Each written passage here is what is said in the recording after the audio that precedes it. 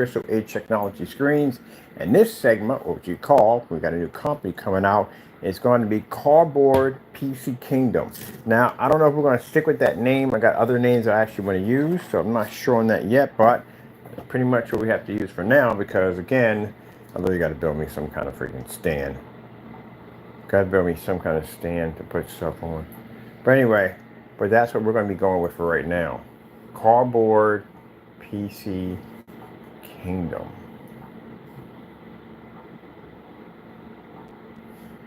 I haven't really seriously considered thinking about building me a bookcase out of cardboard. I can spend the money, it's free. I literally can build one. I can build a real height one too on top of that. How come we don't build a cardboard bookcase? Because I don't want to carry any furniture out of here. You have to understand, people. I mean, when I move to the new place, which is going to be no time soon, but still, I don't want to carry a bookcase out of here. I can only carry little furniture as possible. And the only thing we have in here that we purchase as furniture is that right there. Not the cabinet. And I'm leaving that here because I am not taking that with me. So, you know, I might just build me a cardboard bookcase. I'm thinking about building me a cardboard bookcase. I'm building me a cardboard bookcase. I can build it the way I want to design it. Plenty enough room. Because I can't find what I want. So I can build it myself. And I can paint it the way I want to. What do you think, Taco? Will she build us up a cardboard bookcase? I'm going to build me a cardboard bookcase. Because again, I really don't want to spend the money for paying the money for a bookcase that I'm literally going to have to put that thing together and then turn around, have to take the whole thing apart. Because definitely probably can't get it down the stairway. The stairway's kind of narrow in here. But definitely going to have to go build me a bookcase. I'm building me a bookcase out of cardboard. Yep. And we know how to restructure it so it stays nice and sound. So we're going to have to go pick up a glue gun because we sure enough got plenty of glue to build a cardboard bookcase. I thought about that. Like, why in the world am I buying a bookcase? We build furniture. I have furniture in my place built out of cardboard. So yeah, I'm building me a cardboard bookcase. Because again, when I get ready to move from here, I'm not carrying any furniture out with me. I hate moving furniture. It drives me nuts. So the only thing I have in here that we own is that bookcase over there, and you can keep that. That's it. This whole thing comes down. That comes down. All that stuff. There's nothing for us to take out of here. So, yeah, that's much better. Because you have to pay some moving fees, and moving fees are expensive. So, yeah. So, I'm going to use this glue, which hopefully is good glue, with a glue gun that I saw over at we saw it over at I can't think of the name of it. Family Dollar. We saw a nice glue gun at Family Dollar. Oh, thank you, Jesus. One piece of candy. I was like, I'd have to buy more candy. With a piece of candy sitting right there. Right there. I didn't even know it was even there. God is good. But anyway, yeah. So, I do want to show up. I got some games downloaded for the new Apex game. We got a new gamer screen bank coming under Apex. We're going to show up an invisible one, which is front and rear. And we're going to show up another one that is basically a front projection that we're designing. A new technology in that. And I want to be to show off some gaming applications on it. Now you're building a whole website for that. Alright, we got the color quasar here. I might take the 235.1, the gamer screen. Because the whole company, we're building PCs literally around this thing. So we need that on display. The immersible, I can basically put that to something we can take out and show off to to the people that are coming to look at it. But that gamer technology has to be applied to something big, because again, I have to be able to show that thing off. I need this one because I need this for a giant fish tank. Because the Astar Blue is different. It's a different coating. It's a black coating, but it's different. And it can be used in so many different applications, especially if you're using it for like kind of a virtual kind of fish tank, or it works with the interactive technology pretty good. So that would be needed for that. But that gamer, we got all these freaking monitors and things we're building over here. We have to turn into that new Apex gamer technology. And then we'll do the immersible or something else. I might build the desk into immersible. Because again, I need a black screen for the desk. So I might do that for the desk. Because immersible is basic and run off 50 lumen projectors. Look at this joker over here. Thinking the big thoughts, are we not, over there? Taco, are you thinking the big thoughts? Oh, what are you staring at? All right, so we're sizing up a motherboard. This right here is most fun build. This is a fun build. It is tedious. I had to spend late last night working on it. I still got to finish the paint job. We got to go pick up some paint. I got a glue gun because now I'm looking at this thinking like, you know what? We can put in. Oh, that would be insane. Man, I just got this crazy idea. So I told you, we're going to be here for a bit, but still, when I get ready to leave, the less stuff I got to move out of here, the best. That's why I'm so glad I didn't put anything in that garage, because I would literally have to move that stuff out of there. So, the less I have to take it back and forth, it's a happy camper for me. That's why I do not like buying furniture anymore. I built all my stuff, and I don't have nothing to take with me. Take when I move. This is the only thing we have in here that we own. That's it. That's the only thing we have in here. The desk came here with it. The chair came here with it. So we're gonna leave this here. But I want to build my own cardboard bookcase, and I can put a PC in it. I can literally put a PC into the bookcase. Yes, I could. With a screen, with an Epson, with the LG portable short throw projector behind it. So it can give me news, dates, everything I need right there at the top. I can put it right there at the top. And everything else I can stack all my stuff in. So if you think it's going to be a dinky... Well, you've seen the stuff we built out of cardboard, right? So I don't think we're going to have a problem building a bookcase. So yeah, definitely. You've seen the insane stuff that we build. So again, I don't think we have a problem with building a freaking insane bookcase with a built-in computer into it, wireless keyboard and mouse. So I can basically watch movies and sports or whatever I want right off in my bookcase. So yeah, I'm going to hook one up. Definitely. And it's going to be cheap. It's going to be cheap. It's going to cost me nothing to put the whole thing together. This is the reason why I got into that really heavy construction cardboard. I built my cloud sofa. I built my dining room table, bookcases. I learned how to round off the edges because I was going to sites. I went to sites where people do professional cardboard builds, and I was asking questions like, how do you round off the corners and all that stuff? And they were teaching me stuff in there. So I learned all that stuff, how to make professional, nice furniture, all out of cardboard. And for some people think it's thin cardboard. No, it's a special kind of cardboard. So the cardboard they use is basically around that thick. You have to go at it with a saw. You're definitely not cracking the thing in half with a pair of scissors. It's not going to happen. You go at it with a saw. When you reply that, it gets actually much, much more stiffer. And then using for placing to make your own sofa for your cloud system, use that heavy, thick tubing. That's how they built the whole system. But the old guy was showing me how to put his own. So he had to put his own sofa together. As for padding, you can go down and get that memory foam padding. They make it really, really thick, about that thick. Man, you could sit on that. You won't even touch or feel the bottom of that base. That's how thick and dense this stuff is. You could build your literally own sofa. Do you have any idea how much money they charge for a cloud sofa? They're like $6,000, $7,000. I think they're cheap. An ottoman alone, the huge ottomans alone can cost you $3,000. So imagine me to build it yourself. And when you build it yourself, you can install in all your, go to Amazon, and you could buy your adapters for running your USBs, for running. I got the ones that you just drop your cell phone and automatically charges your phone. That's what I have in my unit. I've got mine with LED lights. I have a cyberpunk sofa that I custom built. My buddy went in and did all the tensile, because he's an artist. He does graffiti work and all that stuff. I can't do that. So he did that for the sofa. I wanted one and I got one. And my screen is cardboard. My screen I have in the home front is huge. I got a 235.1 that's over 20 feet wide and is 9 feet tall, and it is huge. It's running two projectors at the exact same time.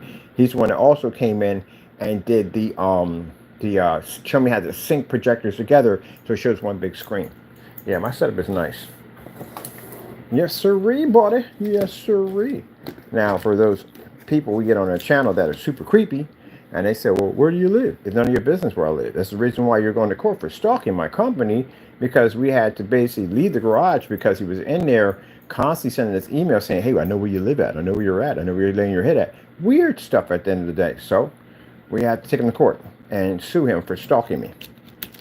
So it got creepy with that guy. So that's why we moved. That's why when I go see the judge, and I explained to him, well, if we were in a garage, I understand it's against the law and all that stuff. So we were in there for a while. But the reason why I moved, because this individual stalked me at my apartment. He stalked me at the garage. He was following me everywhere I went. Not going to look good for you, buddy, when we hit that courtroom. So again, when we moved, we get to give up our location. If I give up my location of where I'm at, and I take him to court for stalking, that claim is not going to stick. And the reason why it's not going to stick, because if I had such a problem with this person following me and stalking me, why would I give up my information on where I'm at now? There you go. So there you go. What are these used for? I know these don't fit in here like that. Oh, they do. I'm using these instead. Oh crap! But you guys over here. I'm gonna see what I didn't get a chance to play around with my freaking. So I'm gonna put this in right now. So yeah, you'll never know exactly where I'm at. And when I get 200 acres and my big farmhouse and all that custom built stuff, nobody will know where that is either. Of course, I'm getting that swarm of drones because I've got to have those things. Those things are freaking awesome. I watched the video on those things. They're cool as I don't know what.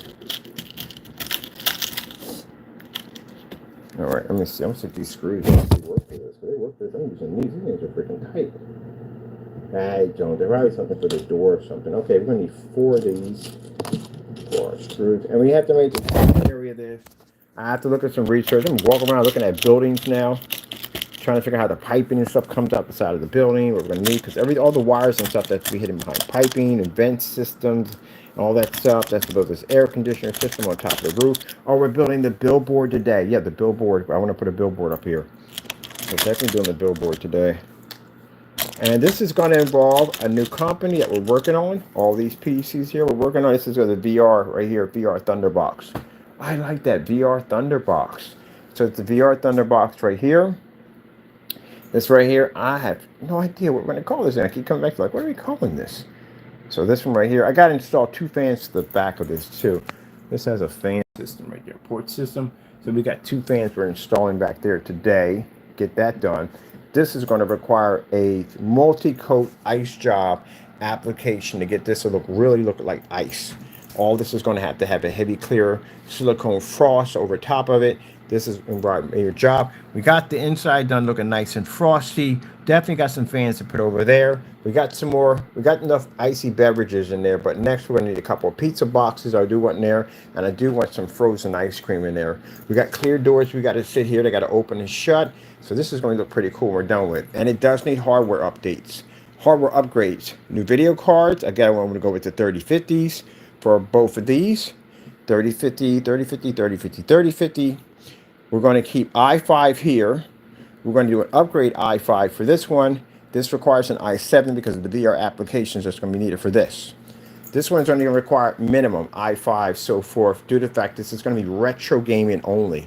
All retro gaming. Nothing high-end, just nice, cool retro gaming, stuff like that. The screen itself is the actual window for the screen. This isn't the actual window for the storefront is an actual screen. This is going to be a mini arcade. We're going to build a mini structure arcade in here. Arcade machines, different color floors, lighting, the whole 9 yards. Make this whole little area like a little tiny arcade that actually, the whole entire system itself is a PC designed for playing arcade games. So we have the motherboard we're going to have up here. Liquid cooling system we're going to have up here. I think with the liquid cooling system, I'm going to keep it short and sweet. I'm going to go with 100 millimeter. 120 millimeter, just one of them, not 2. We're going to take up too much room. Turn that into a duct system to make it like an air conditioning cooling system for the whole building. We're going to use an M2 solid state drive instead of using this separate, which we're using over there. We're using separate hard drives, the big boy hard drives there. We want to use this. We need everything to be combined into one. The less area we have moving around here, the more room we have, the better it's going to be. That's what we need. Keep it compressed. So this is going to run our games off Steam, but underneath, we're going to run a RetroPie system too. So this will run computer and RetroPie at the same time. It's very easy. Graphic card is going to run, let me see, here. We're going to connect a duct system that connects into a drain pipe down here. This is where the wire for the graphic card is going to be at, HDMI port. It's going to come out through here, and it's going to connect into a projector here, which we're going to camouflage to look like a pool table. I think a pool table or foosball table or something. We'll get to camouflage that projector. That's going to be here. We're going to put the RetroPie system probably about right there. All that's going to be camouflaged to blend into the environment. The RetroPie system is going to be hooked up to a switch box, an HDMI switch box, which means by remote control, I can switch between the PC or the RetroPie back and forth, and I can play here in the storefront window. And the front, we're going to have our monster display with something cool for it. Some jagged teeth coming out. And what we're going to do is we're going to put in this nice awning that comes across here. A nice little awning area at the bottom. It's going to have LED lights here. They're going to shoot up. And all this is going to glow. This is all going to be done with colorful glow-in-the-dark paints. But we're not going to do a splatter effect like we did here. We're going to do individual color patterns. And we're going to do some high-end stickers that we showed you how to develop years back, how to make your own stickers. And that's going to be used for the coin slot we're going to have there, power-ups, stuff like that, certain sayings we're going to have all over it, different slogans from different companies like, PlayStation, Donkey Kong, Frogger, stuff like that. So we're going to hook this thing up pretty nice. Ain't that right, Taco? Taco says, yes, we should begin the process. Begin the process. So, today, I got the blueprints to build the i9, the ultimate elite system we're going to be building. And the perfect design for it's going to be is Warhammer. And how we're going to hook this up, I've got blueprints in my head, how we're going to put this compartment up. Mine, this machine has two 420s are sitting on top of it. These are big boy liquid cooling systems. They're 340-inch fans sit on these things. They're huge. Definitely going to have one running through the 590, which is a big card. We're going to have another one running through our liquid cooling system for our CPU. And I'm probably going to run a third maybe single for the M2s, because the M2s get really hot, and I definitely want to liquid cool that down. So we're going to require 2 power supplies to run this at 1200 watts for each power supply.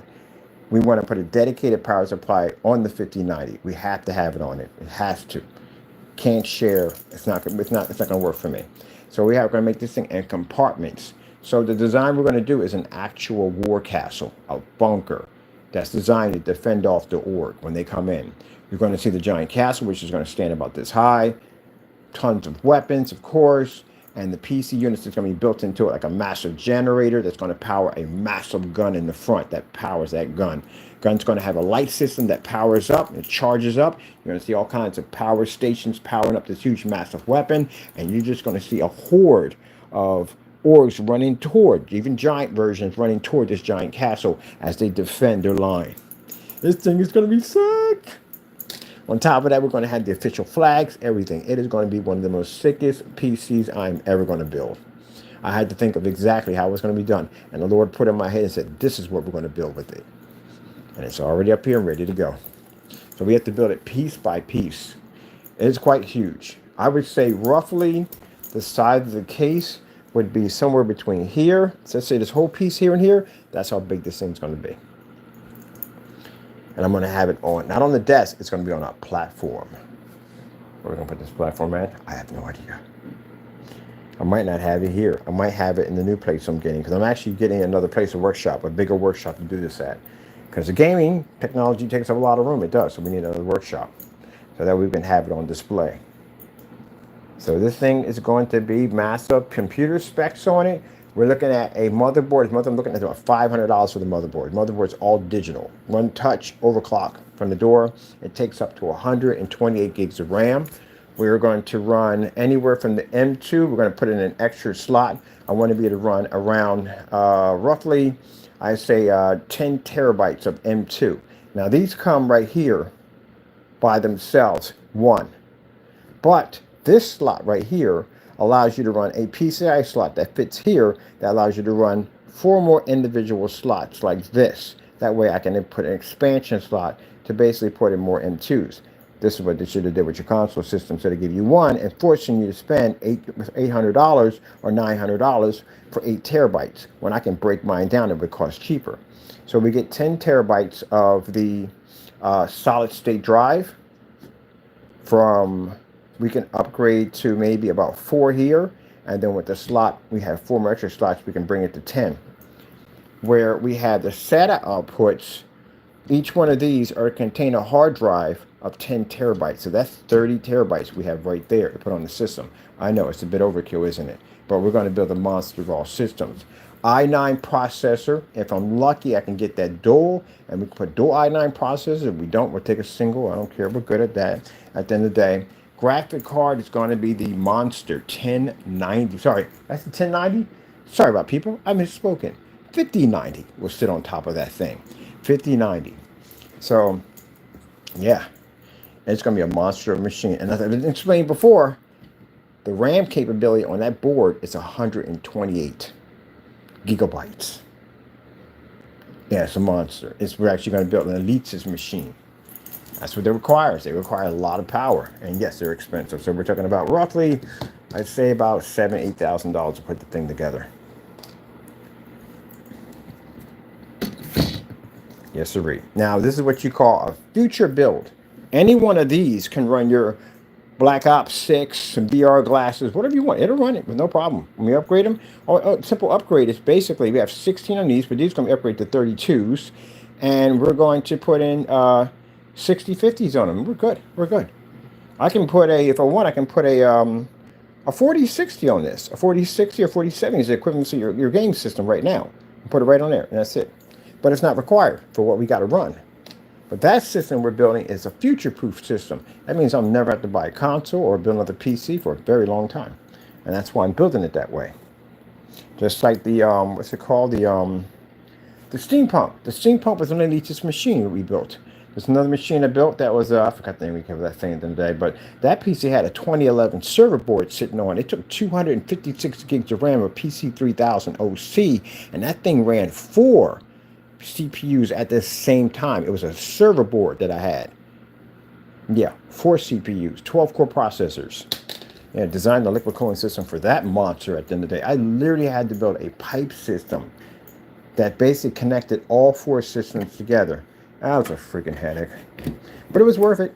That's the whole purpose of when you develop PCs and stuff, that you're going to come across complications that sometimes the manufacturers don't make, so you'll have to make it yourself.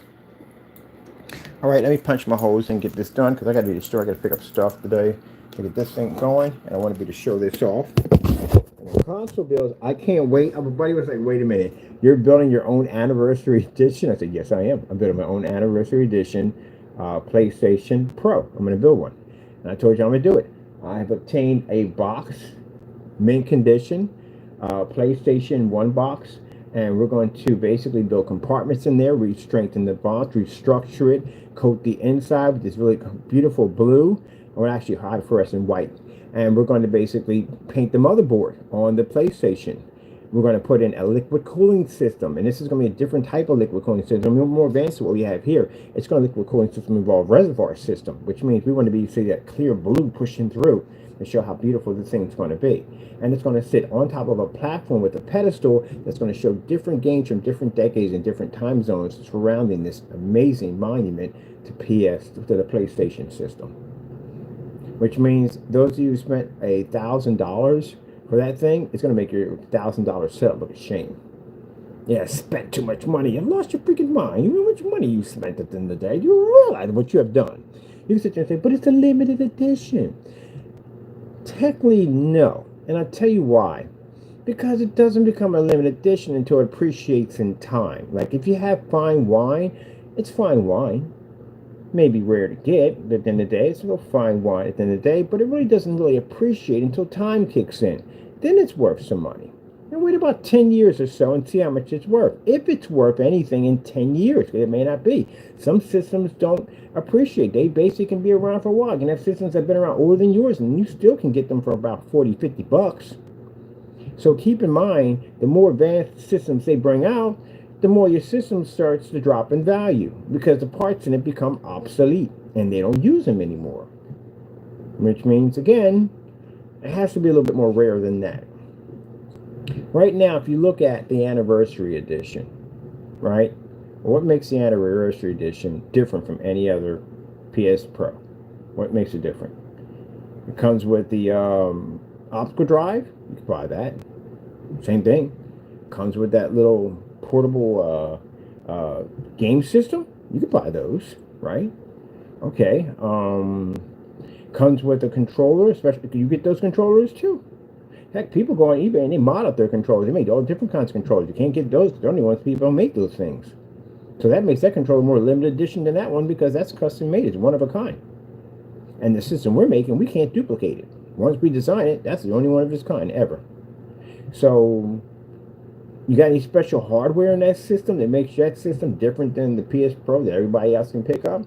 Got the same CPU, got the same GPU, got the same RAM, right? Got the same system. So what makes it different? Oh, you got a cover.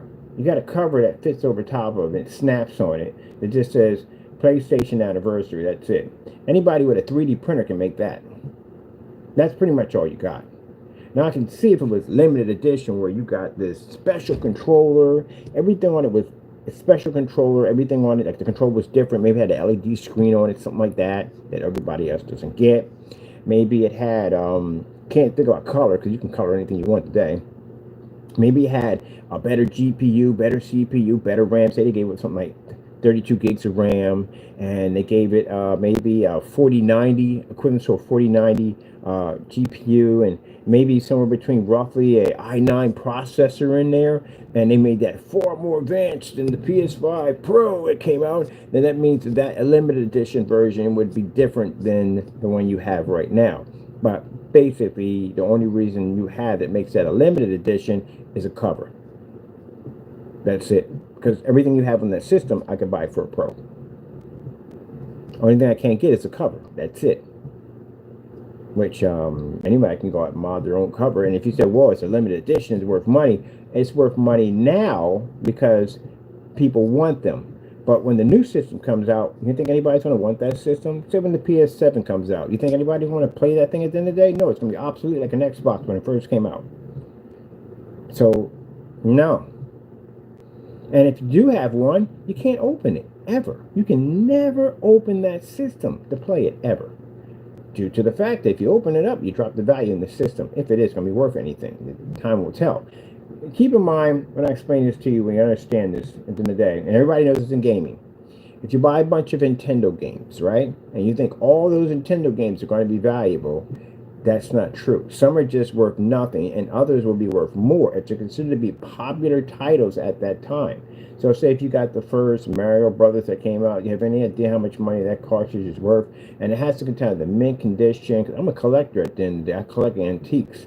So it's mint condition, first edition, stuff like that. It's a lot of money. Anniversary edition, probably not going to be worth much, because again, like I said, unless it's in high demand for a very long time, that's not going to happen, because we all know what happens to console systems. Once the new ones come out, they kind of drop off. Like right now, if you go to GameStop, how much money can you get for original Xbox? What about the Halo edition? Any of those? The only ones I've seen that basically you can get a lot of money for is the Pikachu for N64, because they were rare. They're extremely rare. But that's an N64. It's a very old system. You know how old the N64 is?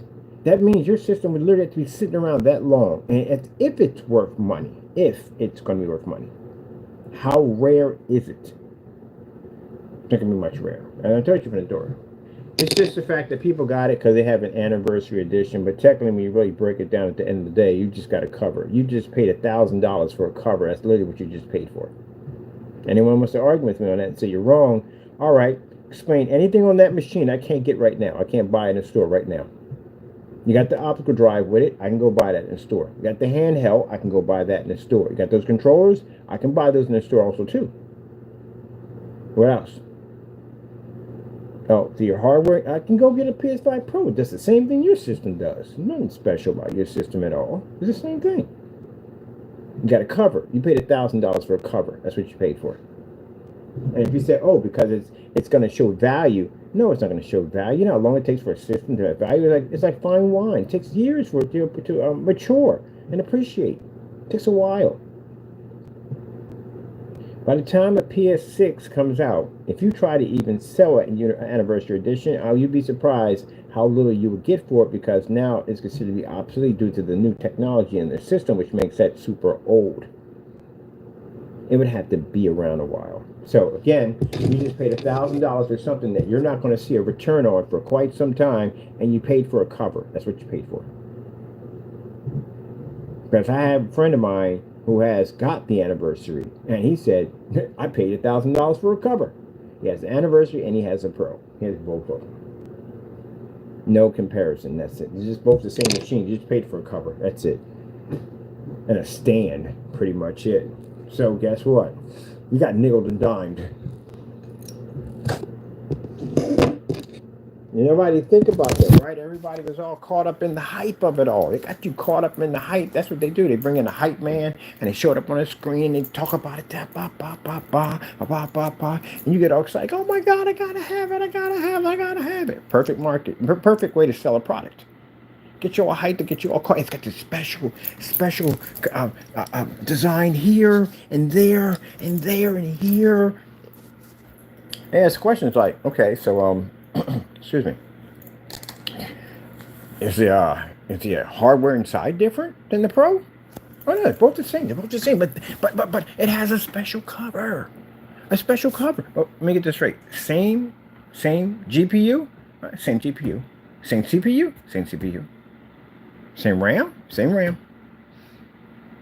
So basically, it's the same thing, but a different cover, right? Yeah, basically. But look, you get emblems right there, with emblems right there, and you get the optical drive. Is the optical drive different from the optical drive that I can buy at a store?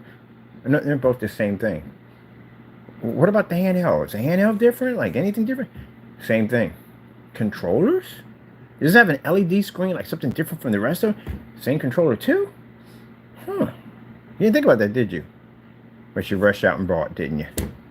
Yeah. I sat there and laughed for an hour at my friend. For an hour, I laughed at him like, "Hey, you bought that the other day? You have lost your mind." What? I didn't realize it. I got caught up in the hype. Yeah, that's what you bought. There's no difference. You just bought. You paid $1,000 for a case. That's what you paid for. There's no difference. Right now, like I said, they're worth money now because of the hype. Right now, it's like the Beanie Babies theories. Remember the Beanie Babies came out? It's such a hype. And people were spending all this money for them. They had them on QVC and the World Shopping Network and all that stuff. And they were so rare and whatever. And what happened? The floor fell out on them. They weren't worth any money anymore. Now you can find those things in the thrift store. The only ones that probably maybe worth some money are the ones that were super rare. That's it. That's it. Don't believe the hype. Don't believe the hype. You got the song by Public Enemy called "Don't Believe the Hype."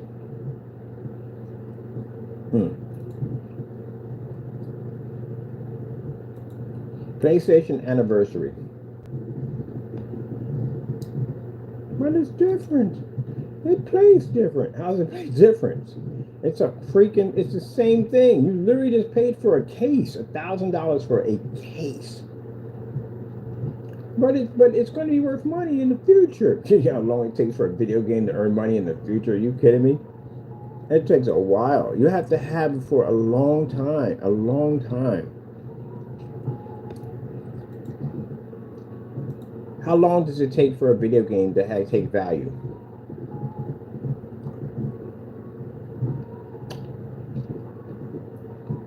Oh, sorry. How many years does it take to make a video game rare and full value?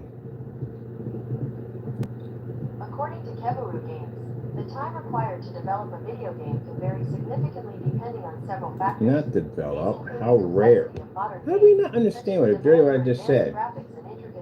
Didn't ask you for all that. I swear, AI is definitely not working right. Didn't ask you for that to begin with. I said, how long? How long does it take a video game to become rare? That's what we're getting to now.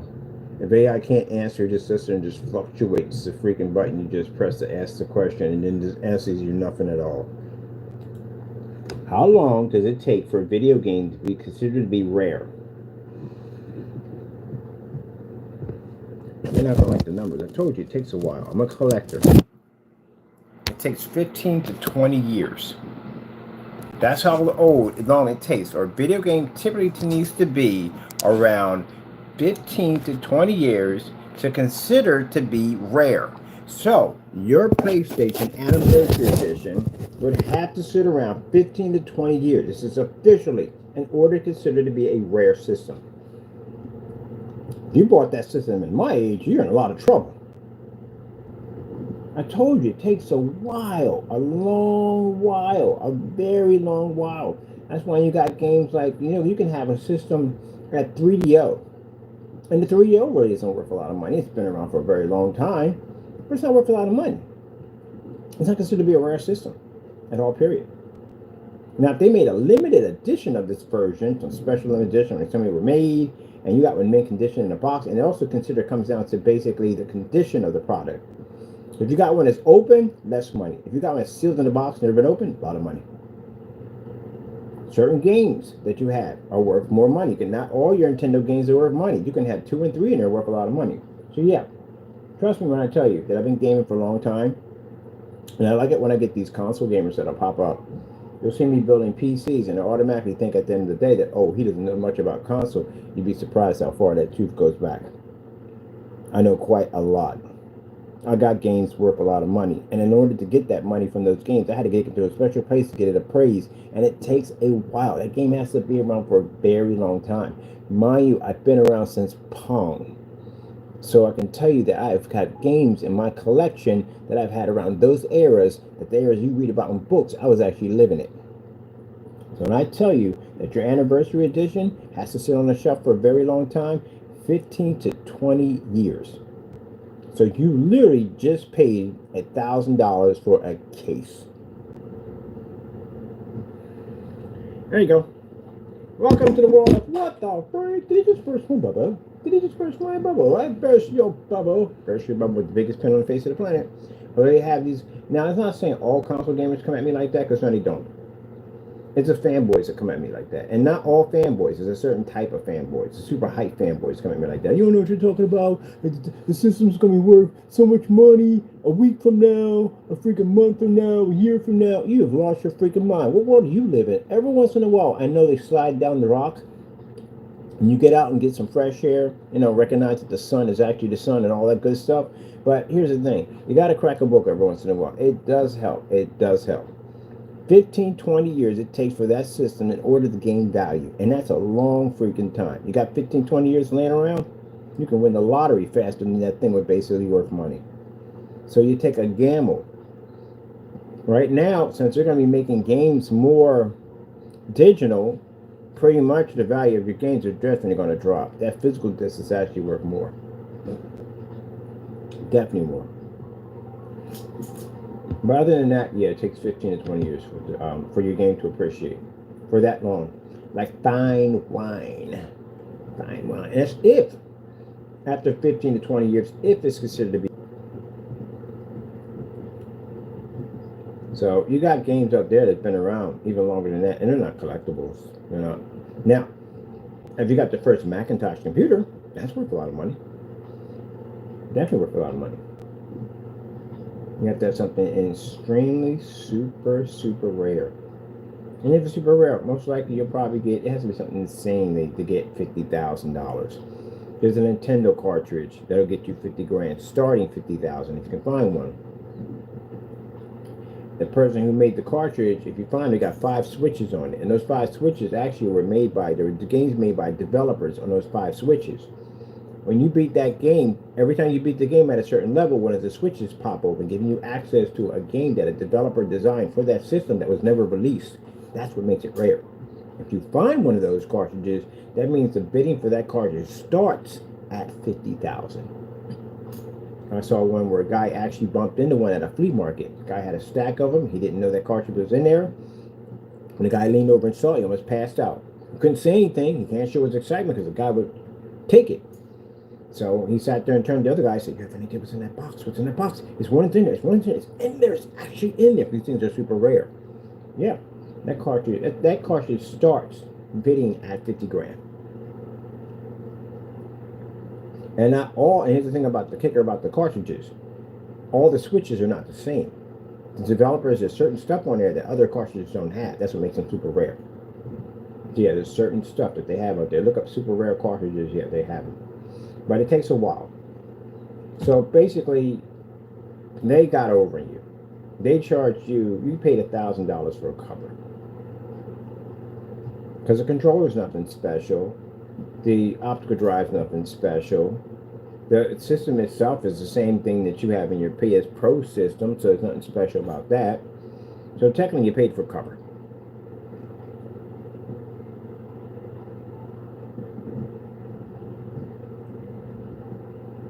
Let me see what comes with this system anniversary.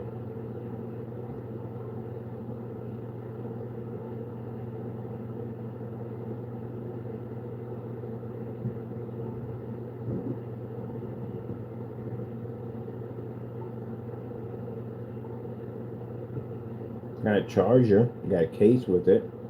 They ain't enough for me to spend no $1,000. No. Mm-mm.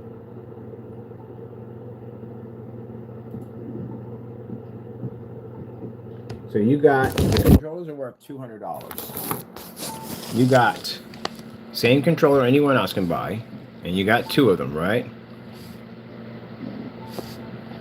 You have a case right there.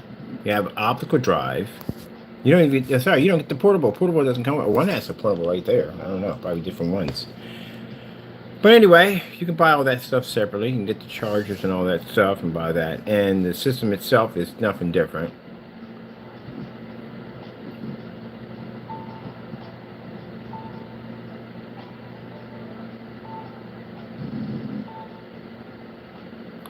Yeah, no way in the world. So, if someone sits there and says, "Well, it's not the anniversary," don't care. At least I didn't pay $1,000 for a case because that's the way what you paid for. Let me see. Comparison specifications: PS5 Pro Anniversary versus PS5 Pro.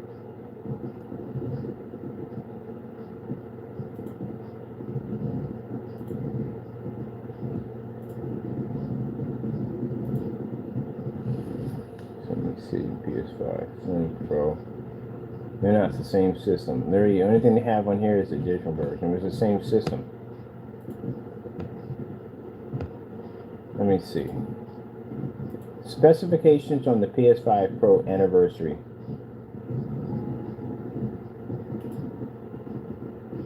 Can we get a specification here on the thing? It's the same thing. You got nothing special. If you did have something special on it, they'd be saying like, "Oh yeah, it's got a much more powerful GPU than the PS5 Pro." Yeah, it's the same thing. You just got a different case. You got a different cover. That's it. Tell me about it.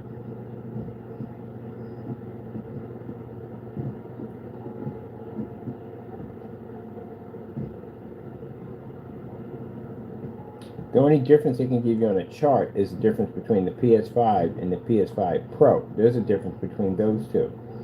Now, let's say basically, if the PS5 Pro was an anniversary edition right here, of course it is, right? And the PS5 Pro, PS5 is a regular system, okay? You would see if they're both the same system. Let's say they're both PS5 Pro, it's kind of complicated to say this. PS5 Pro would be considered to be the specifications of the PS5. And the PS5 Pro would be the PS5 Pro itself, if you know what I mean, what I'm saying. As you clearly can see, the systems are definitely different, which means the anniversary edition would be an upgrade considered to the PS5 Pro itself.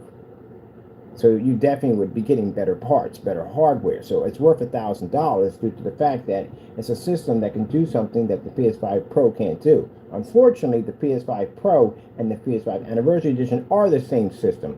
So technically, you just paid $1,000 for a case.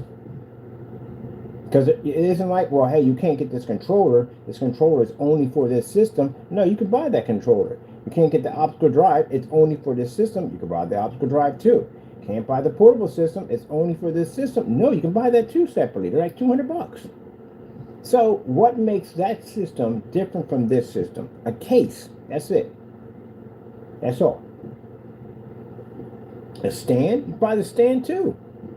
A case. You literally just spent $1,000 for a case. And in order to get the value of this system, it's going to take 15 to 20 years for this thing to age in order for you to get that. And you may not even get that. Just because it's an anniversary doesn't mean jack. Look at the anniversary edition they have of Halo. They got a Halo anniversary edition. They got the Gears of War. All of them. They're not worth a lot of money. But people bought them because they were anniversary editions. The only ones that really are anniversary editions that really get that money. Nintendo got that Pikachu. Yeah, that's worth some money. The clear invisible N64 cases that came out, they were limited editions. And another one by Xbox was made by Dead or Alive.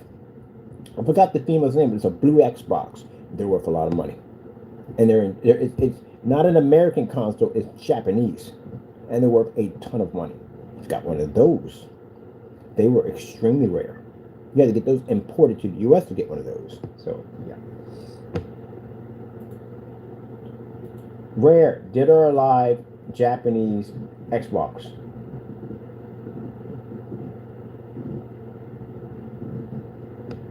I'm going to show you real quick. There you go. That one right there. See that box? That see-through one? That's an extremely rare box to get. If you got one of those, they're worth a lot of money. Very rare. Hard to get. Because they didn't make them here in the United States. They made them overseas. You had to go overseas to get that to bring it over here, or you had to get it shipped over here. That's what makes it super rare.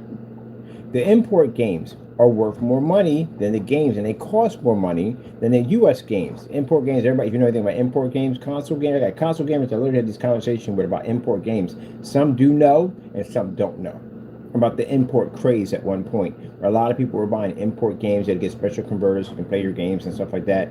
The Japanese import games were far better than the American ones, and to keep in mind, they didn't have a lot of the restrictions that we have here on U.S. soil, where the Japanese games had more nudity, more violence, and whatever they had in their games, because they didn't really have really heavy censorship over there.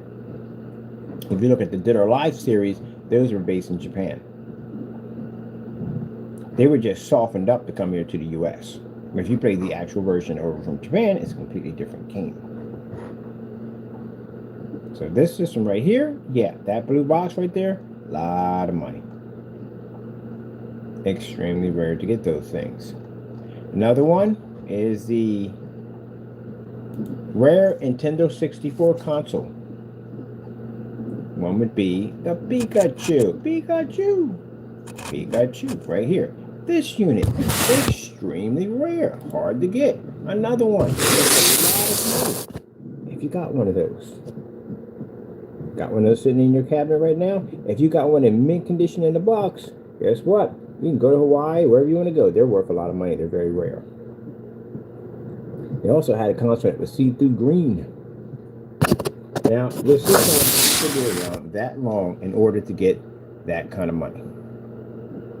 Other than that, you might not get it at all. It's a gamble you take when you have video games. Video games is a gamble. There was also one, a limited edition, that was actually a platinum one. There's a platinum GameCube. They were worth a lot of money.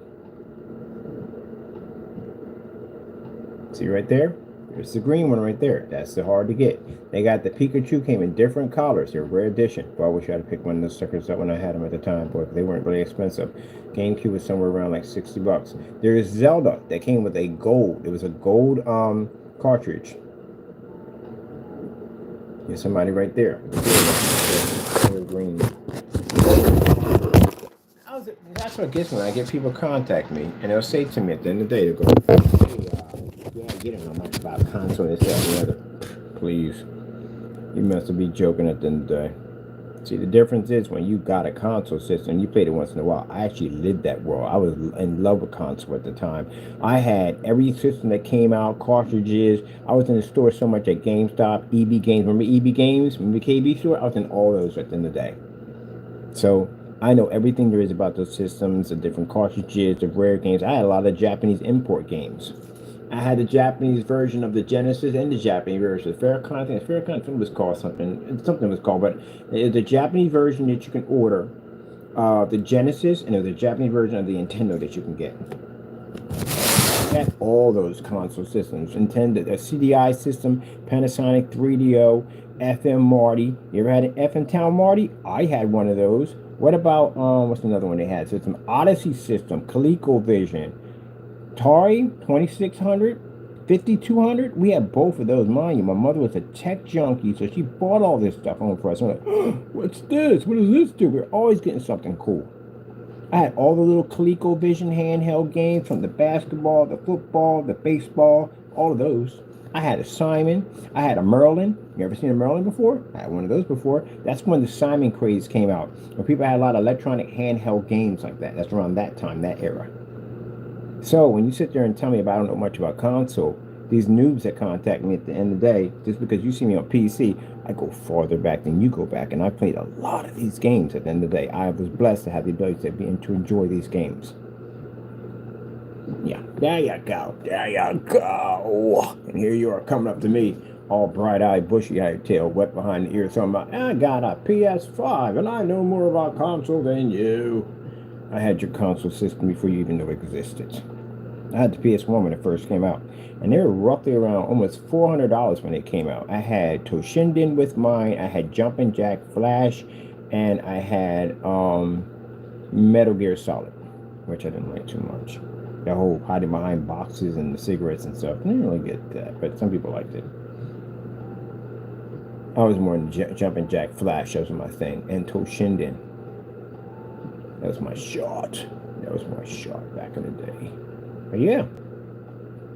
These are the rare systems right here. The rare systems. You know, they had a cartridge drive on the N64 that worked much like a floppy disk drive, but hard floppy disk drive. That's what they were. The little cartridge system right here. It wasn't even in the US, but it was basically designed like a kind of a hard disk player that you could slide in there. This is a way of basically trying to design something close enough to a CD-ROM, but it was a hard disk drive. It was really interesting. We never got it. It was prototyped, but it was over there overseas. They got it. Yep. Oh man, the GameCube with CD player. Yeah, so this is one that came out by Nintendo and Panasonic. Decided to design a system, and this is what this thing looked like. You ever seen one of these before? Hey, you ever seen one of these before? Yeah. So this is basically where Panasonic and Nintendo partnered up to make a machine at the end of the day. GameCube, it was digital, it was pretty cool, it had a digital display, had a Panasonic tray on it. So back then, when you had systems that wanted this, before they could make their own CD-ROMs, they had to partner up with companies who had CD-ROM capability. Panasonic was one of them. So of course, if you're going to be using my my technology for CD-ROM, that means you're going to have to put my name on it, right? So yeah, a Panasonic Nintendo GameCube, right there. I remember seeing these when they came out, and they were super expensive. I didn't even know that even existed. Where did that come from? How do you know this stuff? Because I was around for all this stuff. That's why. I was around for all this stuff. This is my generation. I remember when the GameCubes came out in really weird colors. Now the orange ones, the silver ones, the purple ones, they had the purple ones. Purple ones were around like $230, $300. But certain ones they had, which were limited, were basically platinum orange. Orange ones, mint condition, were the rarest ones that you could get. There was the orange. Now, if you find an orange one, guess what they run for? They're $1,600. That thing costs more than your anniversary edition right now. And that thing is $1,600. Isn't that crazy? Now, NES had a game system. Apple had one called the Pippin. Never had that one, but I actually seen it quite a few times. It's called the Pippin. The Pippin. Pippin ain't easy. That would have been easy. That would have been a fantastic joke around that time. I had no idea why. It was a fantastic joke. But yeah, there it is right there. Yep. Panasonic and GameCube partner up. Like, Panasonic had its own game system. Panasonic 3DO. Came with Gletz, which I had that game. And it drove me nuts. Because the lizard never stopped talking through the whole entire game. It was a freaking stressful game to play. It was fun. It's my first game, but it gave me a chance to taste the really good graphics. Because I got tired of the Genesis, I got tired of the N64, and I started reaching for systems that had much more higher bits. So I had the, I didn't have the Jaguar, but I did get the CDI, and I did go for a TurboGrafx 16, and I did get a, was it Panasonic 3DO? I got one of those, which was actually pretty good too on top of that. Pretty good. Did you know this thing lit up too? Yeah, the ports lit up. And these things were pretty cool when they came, but they were just so backlit and all that. They were really. Yeah. Now they got it for $400. I may grab one of these things, put it in my collection. But I never got one. But yeah, that's the thing about it. It takes a long time for your for your system. You know, GameCubes were online too. You can actually get it. There's a modem that you can actually hook up into them to bring them online. GameCube online. Yeah, you can play them online. They had a little modem. It didn't do well, to tell you the truth. It really didn't do well. It didn't take off well. It even had a big old bulky keyboard with it. You can get the keyboard right there. And it had a little online adapter. It was 56K. I think they had a little DSL. But yeah, it didn't take off too well. Nope.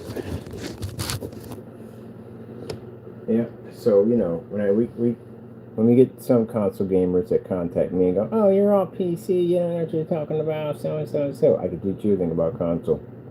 Yeah. I was around before you had your HDMI and your freaking audio and video hookup. I was around when they had coaxial cable. If you know what that is, right? Everybody knows what if you had the coaxial cable, you know what I'm talking about. Get the little box, and you basically get the UHF, and you stick it in the back, and you would hook it up there, and then basically you would go to channel 3 or 4, and, and you hit the button and just pop on it. Boop. That's my era. That is my era right there. Yes. So I was in the beginning decade of all the good stuff. And I was at 2 years old, at 3 years old, at 4 years old, I grew up in that era, the 70s and the 80s and 90s of all that technology popping up. So yes, that's where I was at the console. Right from there, from the door. So you sit there and tell me at the end of the day, because I built PCs now, at the end of the day, I don't know console, please. Some of you, I'm pretty sure some of you remember this stuff at the end of the day. Hey, how you doing? Hope you're having a wonderful day. And the other half that basically had to contact me and tell me I don't know jack about Jack. You don't know jack about Jack. You don't know jack about Jill. And you definitely don't know anything about the Hill. That shows you where I come from. Yippee-ki-yay. Ain't no jack about Jack. I was just blessed to be able to play all that stuff, man. Like, really blessed to be able to play all that cool stuff, man, when it came out. Sat in line when the N64 came out. Got a chance to be able to sit in line, camp out with my friends when the N64 came out. When the NES came out, Super NES, I was in line for all that stuff. Joking and laughing with friends like, oh my gosh, I can't wait, we're going to get one of these. And one of those people online waiting to get the latest console systems. So I have a vast history of console and playing them for years. So before you go, oh, you're PC master race on me, I was playing a lot of these games and a lot of these interesting prototypes of console games before you even were thought of. I was blessed to be able to get a chance to check out different forms of light guns. I had Time Crisis that came out for PlayStation 2 when it came out. Well, that was freaking fun. Reload. I played Virtual Cop. I got a chance to do a lot of cool games at the end of the day, and I'm happy to be able to have my life experience in that gaming field, to be able to have the experience to play a lot of the games that people look at YouTube and say, hey, did it really exist? It did exist. And when people sit there and say that the 32X didn't exist, I had a 32X. I had a Star Wars on 32X. I played on it. I had Doom on 32X. I had a few games on it. So yeah, I had the CD-ROM that came with Shark.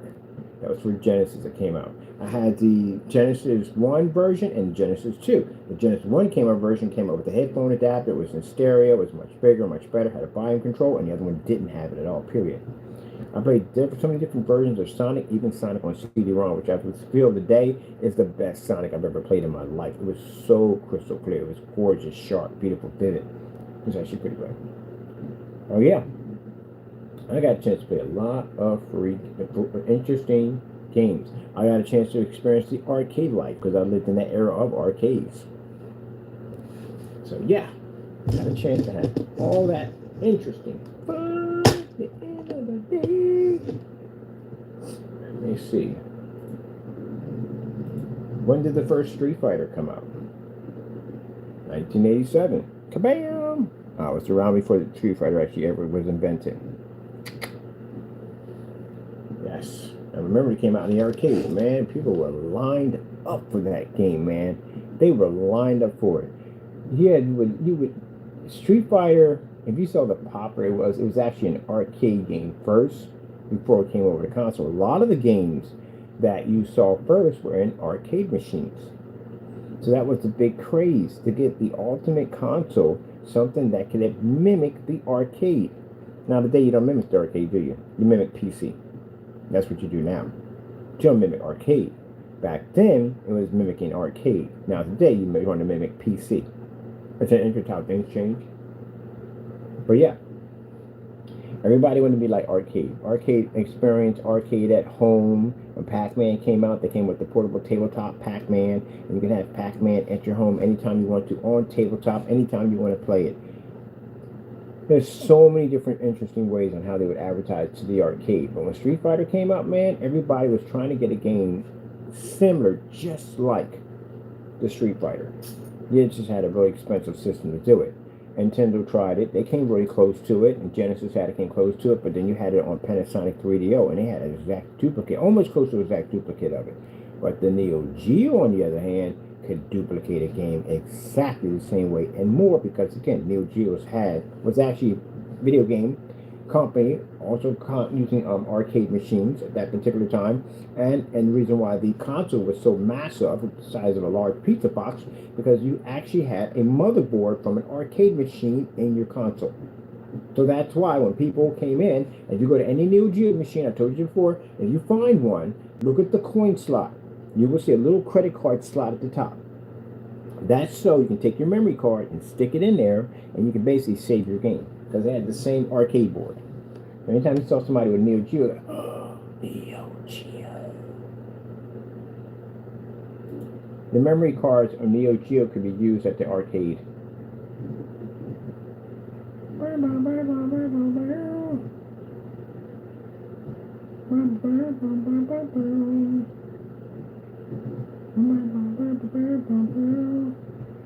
We had to use an SD card, that's what they use.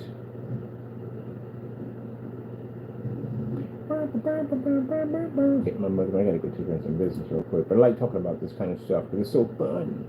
It's so fun to talk to you guys about things like this. Because again, it helps because we get to learn about video games, and people at the end of the day who think I'm PC only don't understand exactly how far back my roots go. I tell you things. I tell you things. I back everything up I say. I don't speak unless I know it. Look at that. See right there? That was on the Neo Geo system that you played. Now mine, you can only play it on the Neo Geo system only. There's no memory card that you can use this thing in any system. Only the Neo Geo systems where you can use this game at. So say you were playing Magic Lord, right? You got Magic Lord at home. And you're playing the game. And say you decide that you go to the arcade. And they got Magic Lord at the arcade. And you want to go in there and you want to play a game. But anything you may say, when you beat that level in the arcade, you can actually save it on your memory card from the arcade. It'll read your save, and then you can go in. That's for GameCube. It's for whatchamacallit. Oh, this is how you get your games basically at a value stuff if it's actually worth any money. But anyway, the console says you can go in there and you can save your game at the arcade, and then take it back home, plug it into your Neo Geo at home, and continue to play from where you left off at the arcade. You can do the same thing. If you finish a game, you got on a really hard level and you're fighting it, you can pause it there, save it, go back to the arcade, and play it right from there. That's what the Neo Geo memory cards did back then. They were the only ones of their kind, because everything was basically marked, and everything was basically designed to replicate games in the arcade, because the arcades were really big, and that's what everybody wanted. Everybody wanted that arcade experience at home. Where Nintendo made, not Nintendo, but Pac-Man made so much money on their tabletop setups and stuff like that. So everybody wanted Pac-Man in their own setups. But you know, those machines are very expensive, right?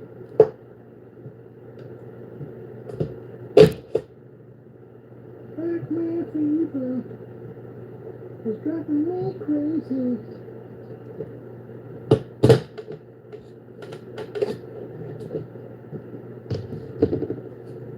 Yep, that's how it was.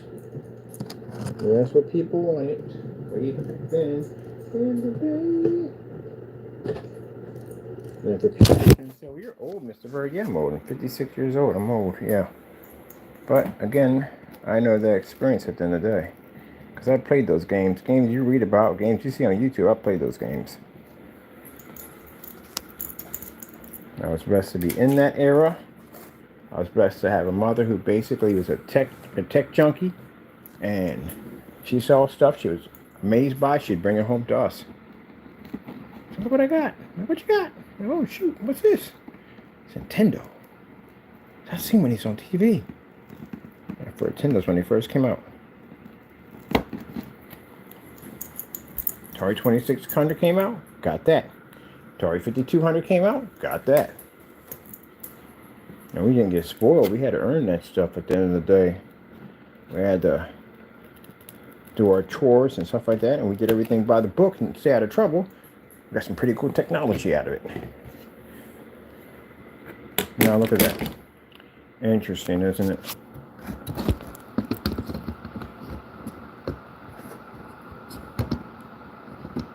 She was fascinated by technology because she's born in an era before TVs. Or not before TVs. TVs weren't available for them right now. Like, they couldn't get TV. It's too expensive for TV. You know, if you like, remember you saw Back to the Future and how he was talking about how we had a TV upstairs and a TV downstairs. Because, you know, now people have TVs all over the place. And they thought he was rich. Like, wow, you got a TV upstairs and downstairs? That's insane. Like, who has that? Yeah, because TVs were expensive. That's what they were. When they first came out, they weren't. At that particular time, for us, it would have been easy for us to pay for that TV. But back then, the TVs cost money. They didn't get paid the kind of money we got. We got our screws in here. We got our screws in there. So everything's sized up to fit right there perfectly. So I had to glue those in. But yeah, TVs were expensive. And they were black and white. You know? Got a color TV. You was in. Now everybody's got color TVs at the end of the day. Big deal, got a color TV. You can't brag about that. Like cell phone. You can't brag about cell phones anymore. I got myself a cell phone. And got myself a cell phone too. Can't brag about that either. At one point, you could brag out a cell phone. You put that big old brick Nokia phone or that bag phone. But, oh, wow. Got a cell phone? Why'd you make this purchase? That's insane. But, you know, Gen Z doesn't really understand the impact of their technology. We don't. Some of them do. I guess I can't say all of them, but some of them do. But majority of the ones I'm around right now don't understand the impact of their technology.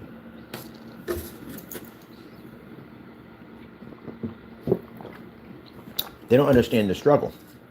Like, you know, back in the day when you were recording with tape and you had to stay up late so you can get all the music. If you had a boombox like me and you had to stay up late to get your mixtape done just right.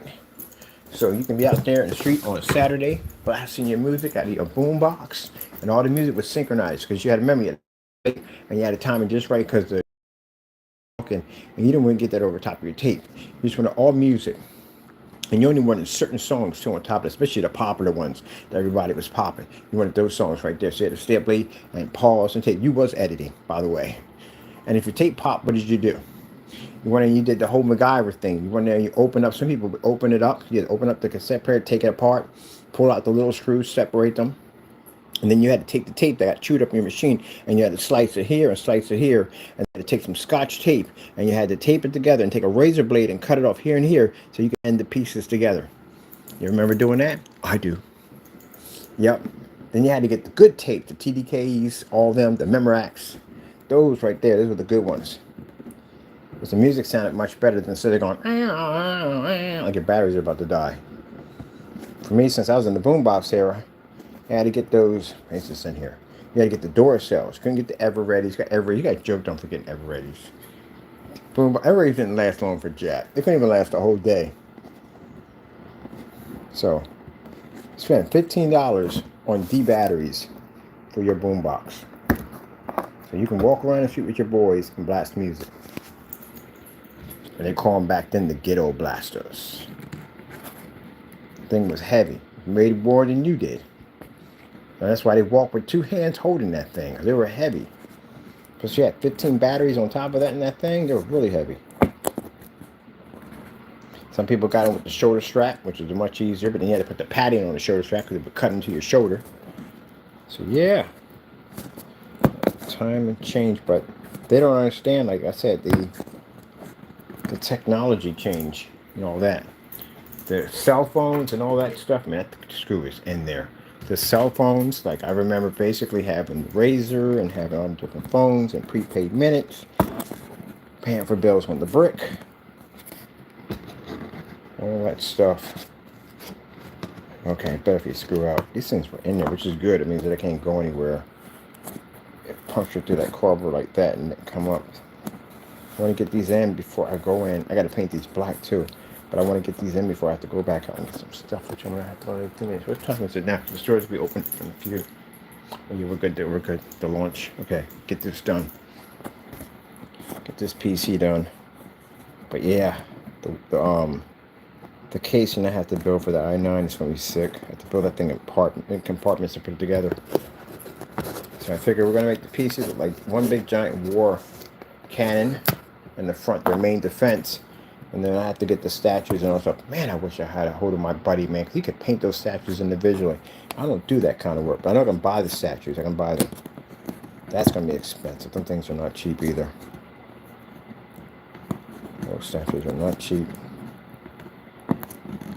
We have to make the ground look real, like it's being like there being like explosions and the ground's heating up and everything. So I told you how we do that. When we cut out the platform, we stick plexiglass underneath of it, and we basically can do the designs over top of it, put high fluorescent lights underneath of it, and that'll make the ground like it's heated up through battle.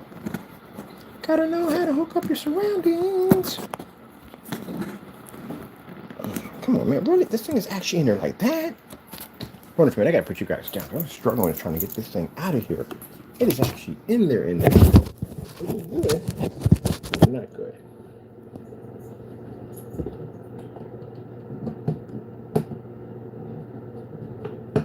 Goodness gracious, how'd you stick in there? There's a story.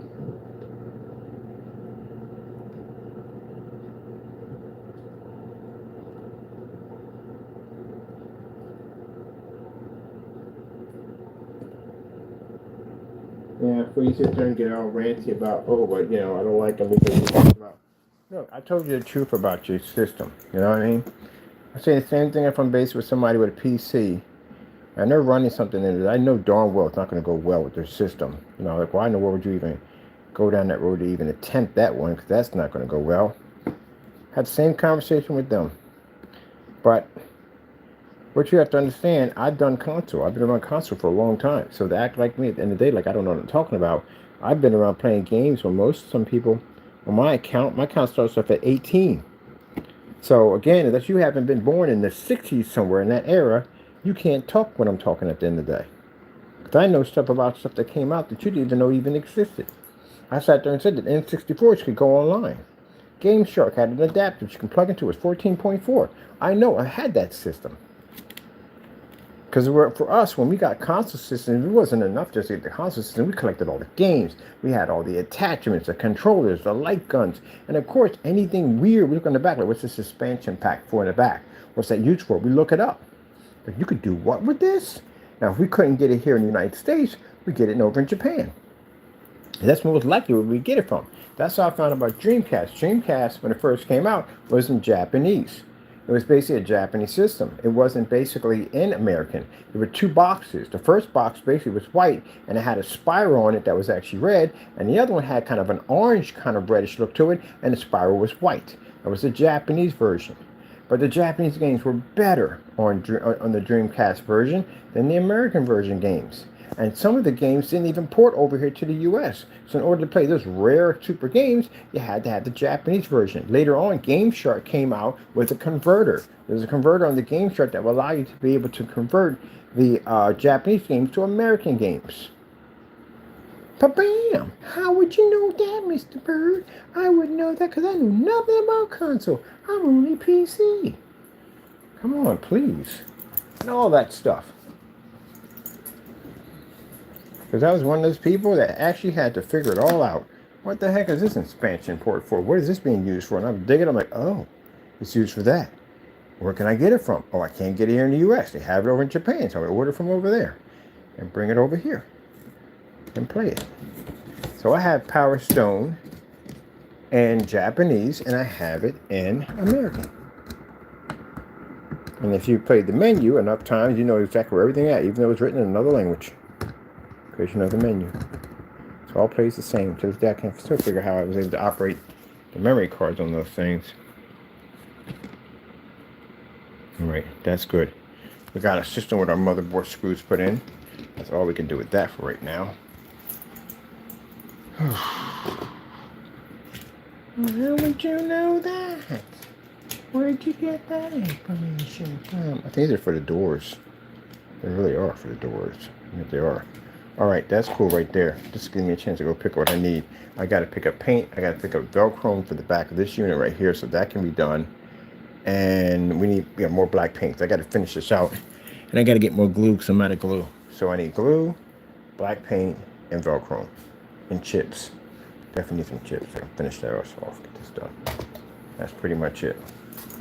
But I don't talk to... When I talk like that and people get confused, they think, oh, he's just insulting. No, no, no, no. People who contact me with dumb questions at the end of the day, asking me that I am only just PC because I build PCs. That's all that I am. No, I explain my history to you. I can talk about stuff that you don't even know. Because I've been in that era and I've played since my mother basically saturated us with technology all the time. We got a chance to play a lot of cool stuff that most kids didn't have the option to play. That's why kids came to our house, because we had all the cool toys. As I got older, I started making my own money. I continued it. I'm a tech junkie. That's how I became a tech junkie, because of my mother. So technology has always been around me. I've been around with my brothers, are audio connoisseurs. That's what they are. All two of them play. Actually, the other two, they play musical instrument. One actually writes his own music. He has a couple of studios that he owns. I've been around from everything from their 8-track players in their cars, or Pontiac ZT28s and all that stuff, the Camaros and all that stuff. They had all those hot rod vehicles, all the Harley Davidsons, all that stuff.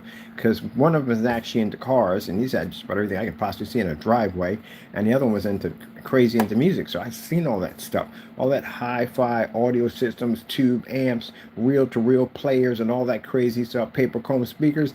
He was that type of person, and the other one was in the cars. So I've seen everything from all kinds of like 1961 Harley Davidson choppers, all that stuff. And all his friends had muscle cars in the day. So I saw some of the most crazy stuff I've ever seen in my life. The shag vans back in the day, yeah. He was a part of the hippie movement. One of my brothers, he went to Woodstock. He was part of the hippie movement. So I got a chance to see all kinds of shagmobiles. They used to park, and when we used to live over in Delaware, they used to park under the bridge in the Delaware River, and they would open up the vehicles and show the vehicles off to each other. Amazing stuff. All that black lighting and all that stuff was crazy. So I grew up in that era of seeing all that stuff. Yep. I remember in the corner store got a first pinball machine down there. First time we saw a pinball machine. Never saw one before. We got a pinball machine. I've seen them before in movies and stuff, because pinball machines have been around before I was born. But I never seen one up close, and I actually got a chance to see a pinball. Wasn't tall enough to play it. They would get on a little crate and push back and forth, not too far, because the crate would slip from underneath of you. You end up killing yourself. But other than that, yeah, I remember that. And my sister was showing me how to bump the side of the machine to get the ball to go where you want it to go. You had to use your body to push bump the machine. So yeah, I learned all that from them. Yep. That's my era, how I grew up. And I mean by old. I remember when you can get freaking cigarettes out of a vending machine, old. You remember those back in the day? How you can get cigarettes out of a vending machine? If they had that today, there'd be smokers all over the place, because there's no way where you had the card for ID. When I was a kid, you get the card for ID. I can walk in at 6 years old, 6 and 7 years old, with a bunch of my friends. About 8, I was probably roughly about 8 years old when I was roaming the streets out in Delaware. 8 years old, and my pop would give me some money and say, hey, look, because nobody thought about it back then. He smoked Camel Lights. And he picked me up some Camel Lights. I'm like, shh, okay. So here's a quarter for you. A quarter went a long way back then. Mine, penny candy. So I can get 25 pieces of candy for a quarter. Out of a quarter, there's $1 for penny candy. And I would go down and I would walk to the bar, because they had the bar on the other end, across the street. I'd be with my buddies, and we all cross the street, and we go over to the bar, and it would be always not in the bar, it would be in the lobby. So when you walk in and open up the door, the vending machine would be right there, and I put his money in, and I pull on the lever, pull it back, and the cigarettes would fall out. Put them in my pocket, because make sure they don't get crushed or broken, and I would basically give him his cigarettes, and then I was able to go get my candy and come back and go play with my friends. Business first. That's how he brought us up. Don't get your stuff first. You pick up what I tell you to go get, you bring it back to me, and then you conduct your business. That's the way it was. That's what I did. I went to the store, got my candy, split it up between my boys. They went out there with me, gave them some. Everybody got some, and I got the most because it was mine. Yep. That's how I grew up. If I wanted something back in the day, because my father always taught me to take care of his business first, and I can conduct my business. I learned how to run my little business at the end of the day. My little boys would go out, we cut grass, we walk dogs, we pull weeds, we do all that stuff at the end of the day to make extra money. So I don't understand the GoFundMe accounts. I don't get that nonsense. I can understand if you got GoFundMe, if somebody gets murdered or killed, you got to pay for a funeral, something like that. You know, certain things that people need. But then you got people starting GoFundMe accounts because they're professional beggars. You see these people at the end of the day. I mean, they get on there and they beg about their bills. They beg about things they need. And then they beg. These are people who can work. They're not handicapped and all that. I know people that are handicapped that work. So a person in a wheelchair can get in that vehicle and they can drive to work. They can get on the bus and they can go to work. But you, with able-bodied legs, can get up and get a job, and there's jobs literally everywhere. The reason why there's jobs everywhere because the value of a job is not there anymore because you can quit and get another one that fast. So there's always openings somewhere. Same job where 20 people walked off the job, they're working at a job right here where 20 people just walked off that job and need people right away. Well, that job is now open for 20 people, you can go and get a job just like that. My sister's, I can't believe it too, because my sister's son just got a job. He got a job working one place, turned around, got another job that quick. He didn't quit, he just got another job. Another job was seasonal, he just picked up another job that fast. My other one works from home. She's quit 5 jobs and another job the same day. Because there's jobs out there galore because people quit them. Now back then, if the job market was super hard to get, it was very hard to get jobs, then people would keep those jobs like there were no tomorrow. They would put up the supervisors, the boss, whatever, the screaming, the yelling, the abuse. They would put up with it because they need the job to pay bills. Today, no. You yell at me like, hey, I told you, well, you know what? I don't need this nonsense. I got to go. They will quit and get a job someplace else because there's plenty of jobs out there. So anyway, I can say about GoFundMe accounts, if people are desperate for money and they really need it, I support that 100%. But the professional beggars, people are too lazy to pay up there. I need some money by this week, you know, because I got my phone bill coming up and I got my rent coming up. Go get a freaking job. Well, when I came up, there was no GoFundMe at all.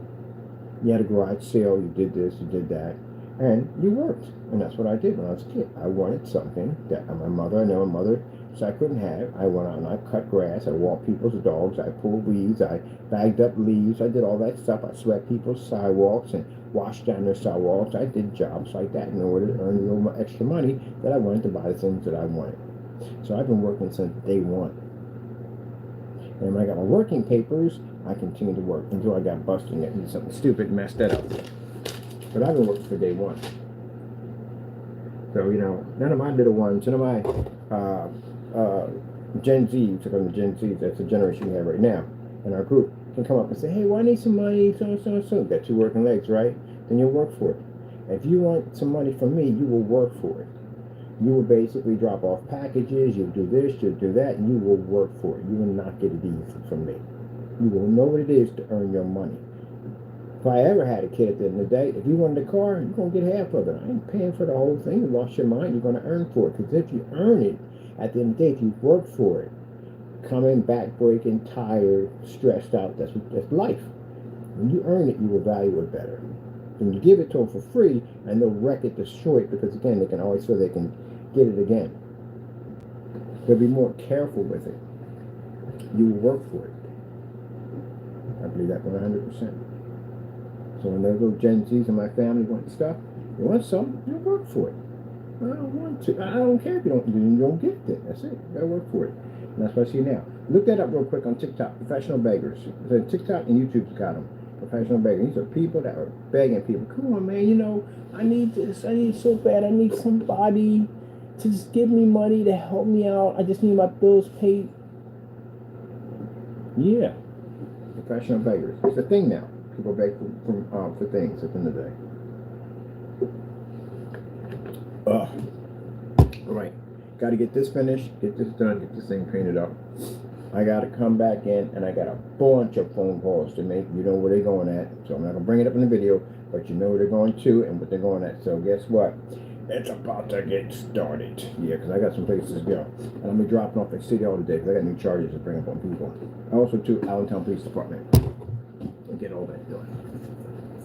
Ugh.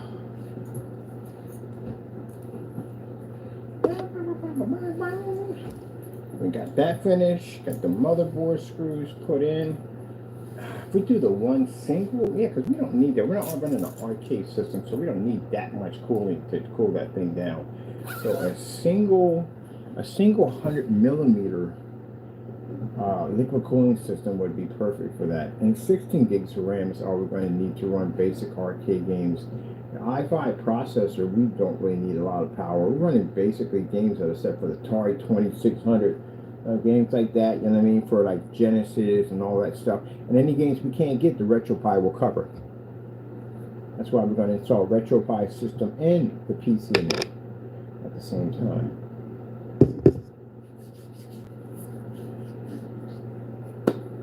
Should put a projector on the billboard. I'm already thinking about it. Doing the billboard with a projection screen on it.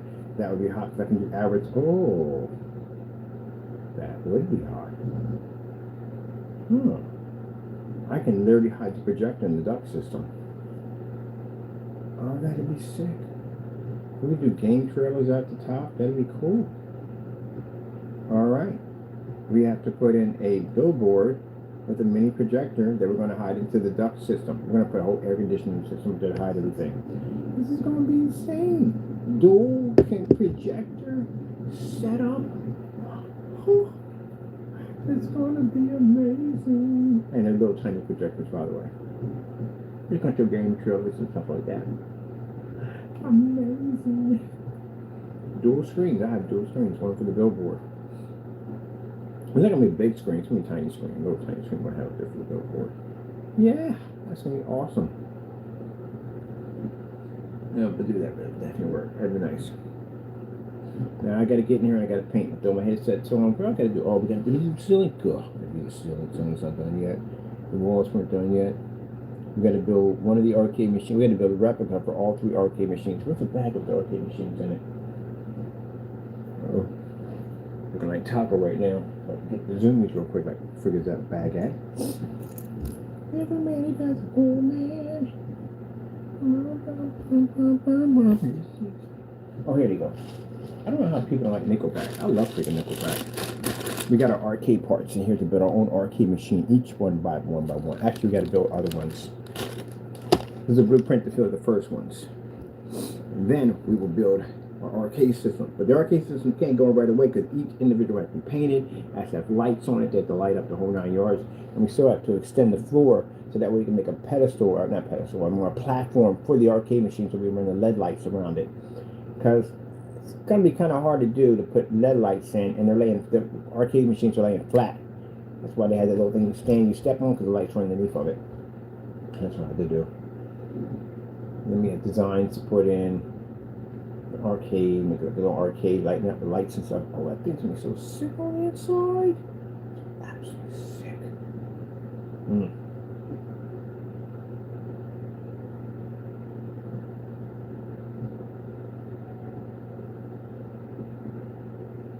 I tell you, I have some of the weirdest thoughts that pop in my head sometimes. I just wonder about myself. I just thought that when I built the I-9, the Warhammer setup, I was in the ships that the orcs use when they come in. I was thinking about painting one that looks like the color of the PlayStation, and the other one painted like the Xbox. You guys are waging war against the mighty war machine. This is fun. I mean, it could be worse. I could build a dinosaur, which I still want to do. I had a couple of PC games coming to me like, you gotta build that thing. You don't know at the end of the day. I'm going to build a PC dinosaur that's consuming an Xbox and 2 console systems, and they're actually still operational. I have them running everything, and they're operational. I'm having them in pieces all over the place, but they're all combined in each other. But they all work separately, but they're all shattered around, and just parts of the controller in this thing's mouth. Why it's a PC? It's got the screen in the front. That'd be freaking sick. Boy, that'd ruffle some feathers. There'd be some angry super fans in there getting upset like, how dare you? How dare you disrespect my console this way? How dare you? Well, actually, technically, it's not your console. I have one too. It's going to be our console. So, if I was just strictly just PC and I didn't go into your console at all, period, ever, then technically that would make it yours. But since I do basically do console and I am going to have several in design, it means to be our console. Technically, it's not my console either. It's not yours either. It's their console. Because technically, you really can't mod it or modify it, so really it's not yours to begin with. If I mess with your head too much, that's the way it is. It's not technically yours. It's not. Honestly, it's not. The parts that we have here technically aren't mine because I'm not supposed to tamper with them, but I will. But anyway, the power supply says don't touch your void, and I was like, yeah, forget your void stickers. We go where we want to go. As a matter of fact, I just thought about something. I got to take apart the power supply on that unit and paint the color of the fan, because that fan over there is black and I want it to be blue. Just thought about that. I'm gonna have to recoat that fan, take it apart. Because that fan looks so cool. Wait till you show they glow in the dark, because that one's going apart again. I don't put the glow tracings on it. Oh my goodness. Yeah, like that. All right. When we come back in, we got scalp of the billboard. We have to finish to paint the top, finish to paint the bottom. Gonna come off at around 1 o'clock. I got people coming in to take a look at the new technology, get that done, and I'm gonna start working on my Ultra PC bookcase made out of cardboard. Yes. PC, yeah, cardboard. That's gonna be sick. Absolutely sick. I can make a huge backflip do I want to. Because it's cardboard. I love it. I freaking love it. And I figured out how to reinforce the area so it don't go bend it in. So we gotta basically glue, or we gotta pick up a glue gun. Alright, people. I'm so glad we had this time together. Oh, I forgot to get that corner to that corner. All this has to be taken. I didn't even do a good job painting that corner. I'm so glad we had this time together. We should be back on again. Cardboard PC Kingdom. It's temporary because I got to figure that name out. But that new website is going to be built in December. And we'll figure out a name we're going to call it. I'm using Cardboard PC Kingdom for the time being. But we got another name for it because I have to incorporate my screens. The ultimate gaming screens. Ultimate. I think a nice display we should have is paint into a white screen, stop missing out, and have the projector hitting it. Big impact. Shows the customer at the end of the day what you are missing when you do not use all technology. Thank God. 1,000 on the projector. Fully lit environment. All that thing. So much to do. Alright, people. Hope you enjoyed. I've got to go out here and get some business taken care of. I'll be back in shortly. Get this thing done and finished up. If we're not finished up with it, I still have more work. I still got this giant awning to put at the top. Got the awning to put at the bottom. Still got much more work to do. Got the back we got to finish on this. Because the back needs a whole... Yeah, we got to put the whole piping system in and plumbing and all that stuff and lighting and all that stuff and the paint jobs. And we still got these machines we're building. So we got this one to finish. We got this one to finish. We got this one to even start. Thunderbox VR system. I'm thinking about putting a docking station for the... No, we got the power supply going up there, right? Yeah, power supply is going up there. I'm going to put a docking station for my VR. Where can we put the docking station for VR? Alright.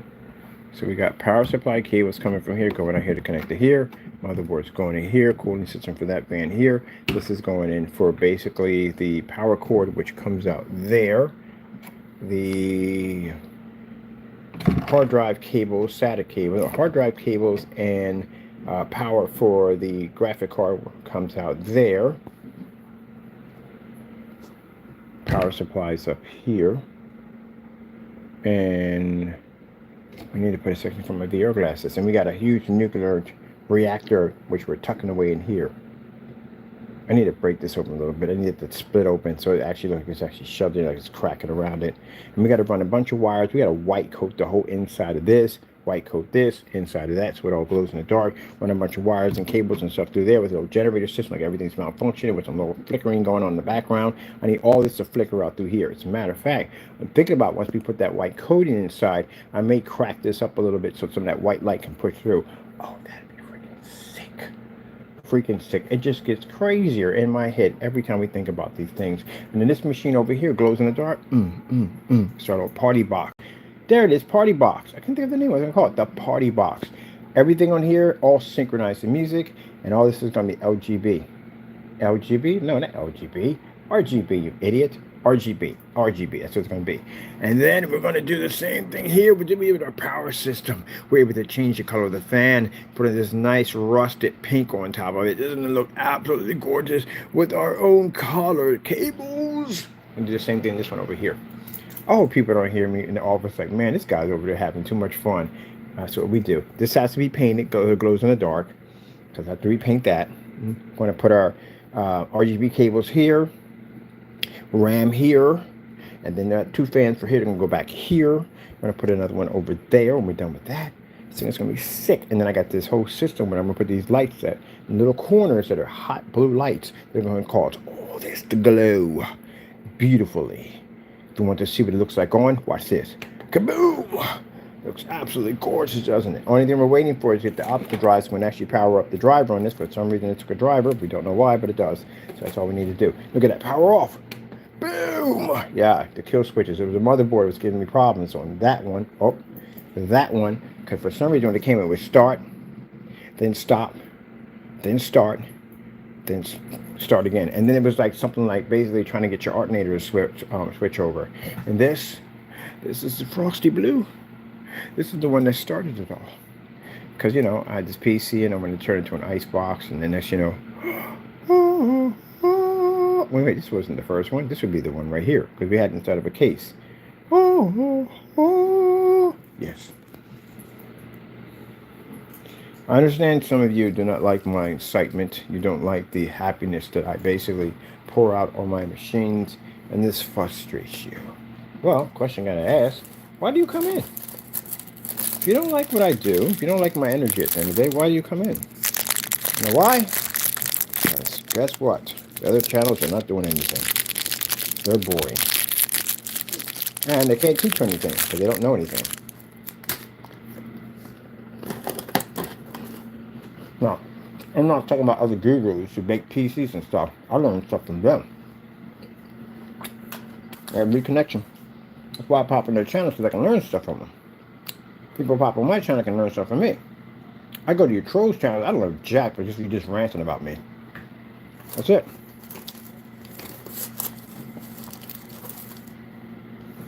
So I learned nothing from you at all. Nothing but complaining and crying. That's all you do. Over here, we build stuff. We make stuff. We change things. Over there, you complain, you cry all day. You cry. So, I'm not looking for information. I go to your site for what? You don't know anything. I go to other people's sites that know what they're talking about, so I can learn stuff from them.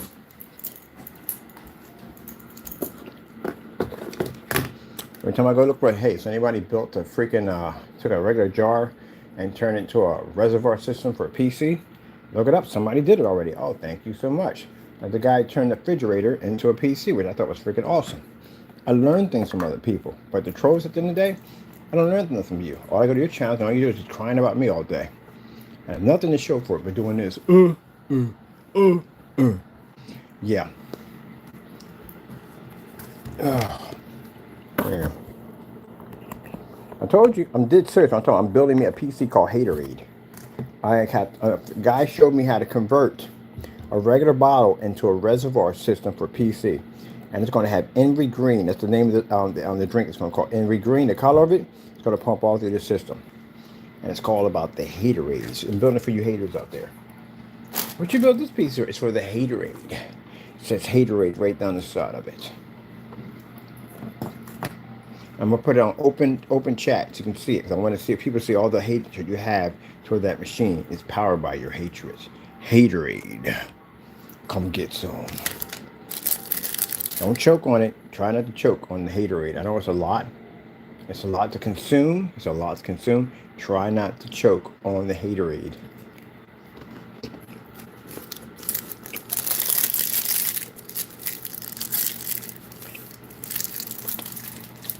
What are they gonna build a pizza called?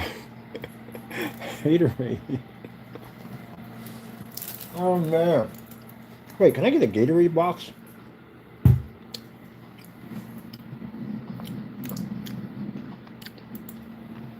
Gatorade box. Oh heck yes. All right. I got a box I can convert. So, but we got to convert the box to Haterade. Haterade stickers. We can make those. Haterade stickers.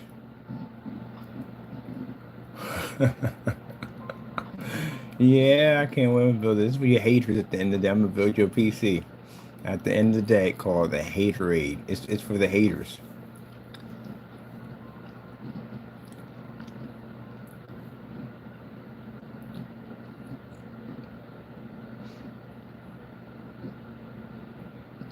Hating all day? Got you thirsty? Can't hardly swallow? Well, here's your cure. We've got 100% Haterade. Comes in an amazing tasting color called Green Envy. Oh man, I can't wait to design this. This is gonna be funny. Haterade. They can come and hate on this. Just like, oh, I hate it. I hate it so much. I hate it. Power. I'm gonna get the power supply, green, everything. Hate it. Powered by 100% Haterade. Or hatred for it. I just be bitter, man. Everything we build, y'all bitter. Y'all bitter about everything we build. You're gonna be hating on this. Wait till I get done with this machine right here. Or this one over here.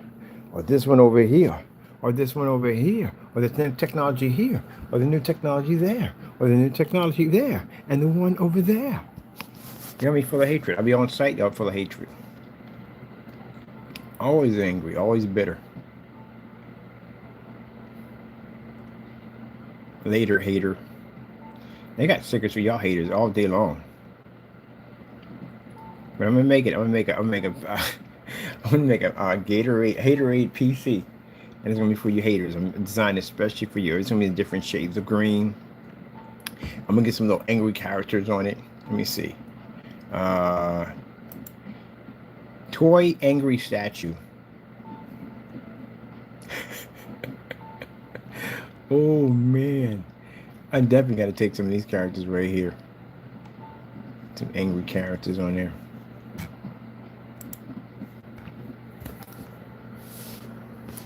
Those things are creepy. I don't know about that. Get some angry statues on it. Oh, the bunny. The bunny's cool. Gotta definitely do the angry bunnies on there. Definitely angry bunnies. Angry bird. No, come on, last name's bird. Let me see. Yeah, but they'd be perfect for Angry Birds. They're always angry. Bomber actually would be them. Because they're always exploding all the time. Like, every day is making something. Every time that camera comes on, they'd be in the room full of that haterade. Just be drinking it down. Drinking it down. Let me see. I might put a screen on there with a projector, flex screen on there. We need, let me see. Drinking large glasses of drink. There we go. They be drinking down that Gatorade. That haterade. I'm definitely gonna make a piece on you. I think I'm joking. I'm dead serious when we make this thing. Yeah, this is what the haters be doing. Maybe watching me on my channel, be drinking Gatorade like this. That haterade, they be just drinking big glasses of it. Look, oh, can't just have one. Gotta have the haterade. You're gonna need it, trust me. I'll tell you why you're gonna need it. The stuff we're gonna be building in the next couple of days, the screen paint we're gonna be showing.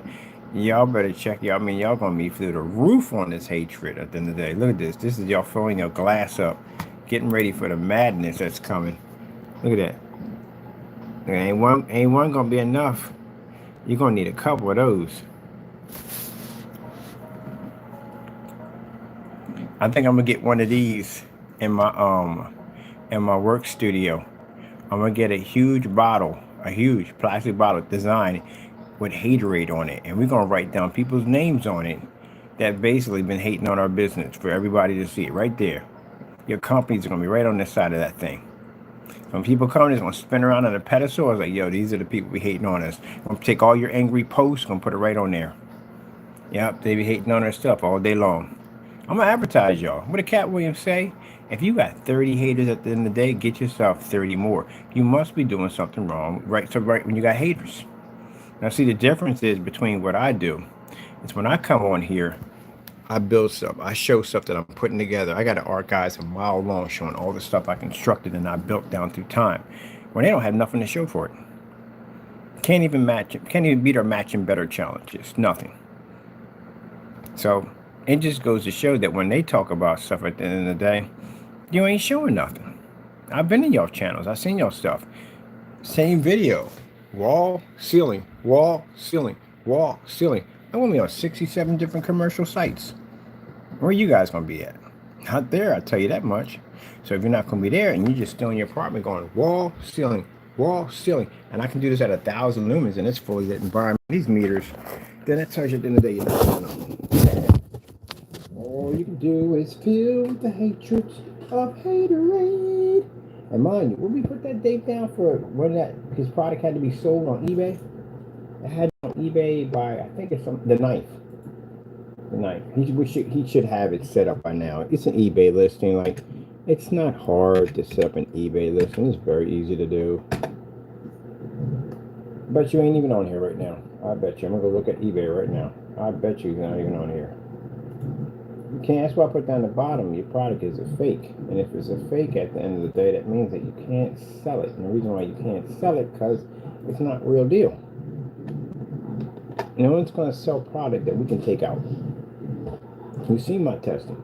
If your stuff is real, then I should be able to buy your stuff, right? Bring it down to percent. If it's not real, then you're going to run it. As most people do. Let's see, projector screen paints. Let's see what we got going on here. Let's get this guy right here.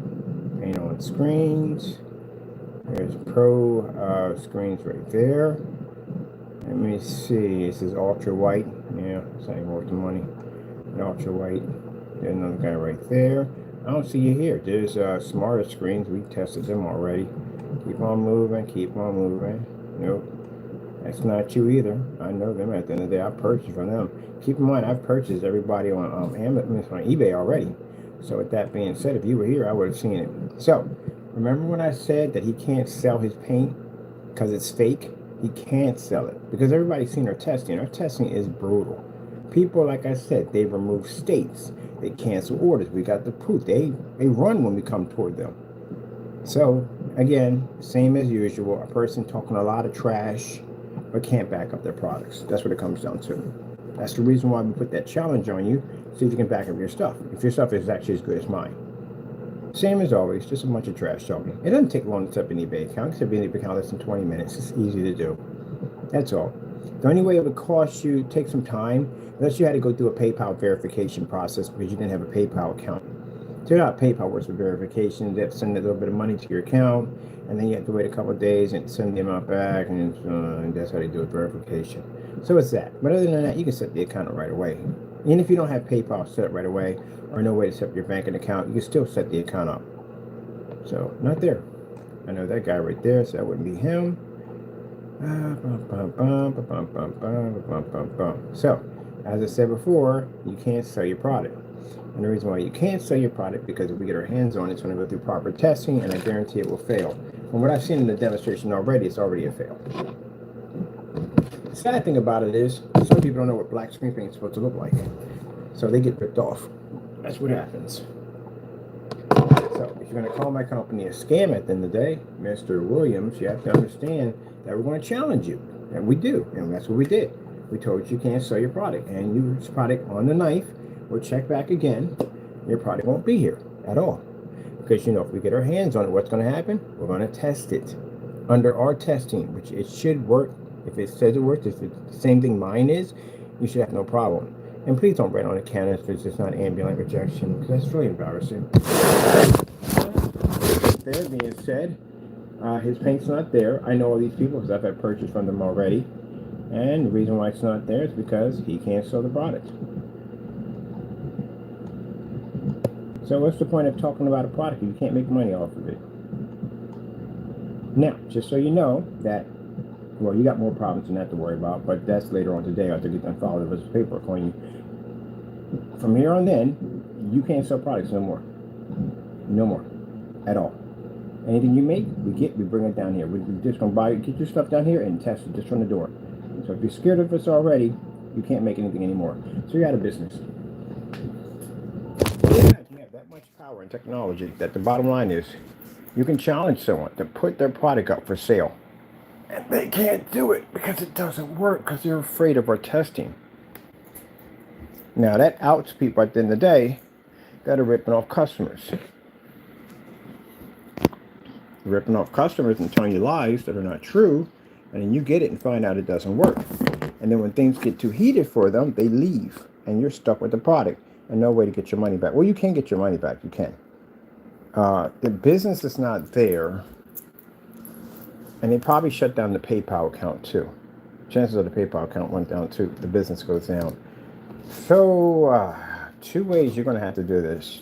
You're going to have to take them to court, or you're going to have to go down and file with consumer fraud. That's the only two ways you can get your money back. Because you can't go through PayPal. The business is not there anymore. So that means that business account that was attached to that, chances are they dissolved it. Because it'd be pointless for them to have the accounts are running if the website's not there. And that'd be a problem right there. So, yeah. That's what you're going to have to do. You're going to have to go down and take them to court. Which is really not going to be worth it. Especially if you paid like $50 for the product. Court fees cost you about $100. So it's not even worth it. So you just lost out. This is why I tell you to make sure your stuff is tested. Make sure you get tested products. So got to think about people who bought that product from him. Where do they stand right now? And nothing they can do. And if you go to, only thing you're going to do, basically do, is go to consumer fraud. They'll file a complaint against them, and they'll put them under investigation, and they'll get your money back. And that way you have to pay any attorney cost or small claims court, no fees at the end of the day. That's the best way to do it. Most likely, they see the report come through, they'll just send the money back to your account because there are, consequences. If you lose one of those cases of consumer fraud, jail time comes in with that, and chances they'll just give your money back from the door. They can resolve it right away. All right, that being said, as always, not a nonsense. Nobody's doing anything they're supposed to do. All right, let's see. What's their date we have here? What's their? We're at the 4th now. 4th. Shouldn't take it that long. Wait a minute. How long does it take to set up an eBay account? A few minutes. So he should have had that set up. That's why we gave him a 9 days. Well, not 9 days. We gave him till the 9th to get it done. So if he hasn't had it set up by now, that tells you at the end of the day, he can't sell the product. That's why I said, Mr. Williams, I don't have to test your product out. You know my reputation. My reputation itself stands for what we do. I can just announce that if we bring your stuff down here for testing, you know the technology we work on, the things we engineer, the things we design, our video demonstrations, we back our stuff up. You're home, you're in an apartment. I'm commercial right now. I'm in an office setting right now. Where are you at right now? Trying to piddle paddle some snake oil paints that no one's going to buy. They may humor you because you're funny, but they're not going to take you seriously at all, period. So with that being said, even you don't take your product seriously. You're just joking around and carrying on and acting up. But until then, you have other problems you're going to have to worry about. Because I said I'm filing them the minute I walk out that door. I'm going to go get that taken care of for you. Matter of fact, got his information right on the phone, so we're good. But other than that, as I said before, if I'm such a scam at the end of the day, I should be an easy person to take out, right? My product should be fake, right? It should be easy. I find it funny if I make one announcement that you can't sell your product, you can't sell it. So you can't say that, well, I don't sell it because why? Put it on eBay. I dare you. Put it on eBay today. Takes about a few minutes to set up. Put it on eBay right now. I got an eBay account myself. Go ahead. I got a seller's account, a buyer's account. Go put it on there right now. I'll buy from you right now. You can't. You know why? Because your product doesn't work. That's why. And you know it doesn't work. You know our product is far better. So, as of today, you don't sell anything anymore. End of question. That's it. Now I got to get back to my project here because I got things to do. Look, bottom line is, if you talk about my company and you see the tests that we do and you have not been testing your products properly, that's what you'll be facing when you come over here with our stuff. You'll be in environments that you know you can't operate in. You'll be working with machines that you know you'll require higher, more powerful machines for your stuff to work. You won't get that here. So if you're going to bring this up, be prepared about what's going to happen to your product. I have a lot of connections. I am basically have farther reach than you do. I can destroy your product far faster than anyone else can. If you're going to talk about my stuff being this, that, and the other, and your product's far much better, I put you in here and you fail miserably, then that means that you got a farther drop to hit. You get what I mean? Talk a lot of trash. Got to come down sooner or later. The farther you're up, the harder the impact. That's why they couldn't buy our products. If you notice, Jamie never purchased any, only product he purchased the 2.0. He never went near any of the black stuff. We don't have one receipt from him ever ordering any of the black technology we have. Because all that trash he talked. If he had bought an actual black screen and our technology had the real deal in there, it would have beat his product. And then how is he going to basically explain that? After talking all this trash about our product and it beats his product, then what? That's why he's never purchased from us, ever. He only purchases products that he feels he can come close to probably hopefully beating. Only problem with the 2.0 is sat on a batch number. Yeah. Mr. Rogers, has he purchased any of our product? No, Rogers has never purchased anything from us. Not a thing. I bought stuff from him and I got my money back. There you go. He's never purchased anything from me. So when you show containers, the first thing I'm going to ask for in court is receipts. Where are the receipts on these items? If you don't have them, that means you're in a lot of trouble. Mr. Williams has never purchased anything from me. We don't have anything here, nothing from Mr. Williams at all whatsoever. So if you flash the container and they're claiming you bought this from us, you're in trouble. See what I mean? So if your product's all hype, as you said it is, it takes a few minutes to set up an account. We shouldn't have to wait till the 9th, but I gave you a grace period there. So again, set it up. I'll come by today. But like I said, what I know already, and I've experienced, I've been through this before. Isn't the first time I've actually gave someone this challenge before to do this. I have to challenge someone to put their paint up to sale. That's jacked up. But anyway, I've been this before, and the fact that it takes only a few minutes, because I got accounts on here, the fact that it's still taking you this long to set it up means you can't back the product up. And if you can't back the product up, you can't sell it.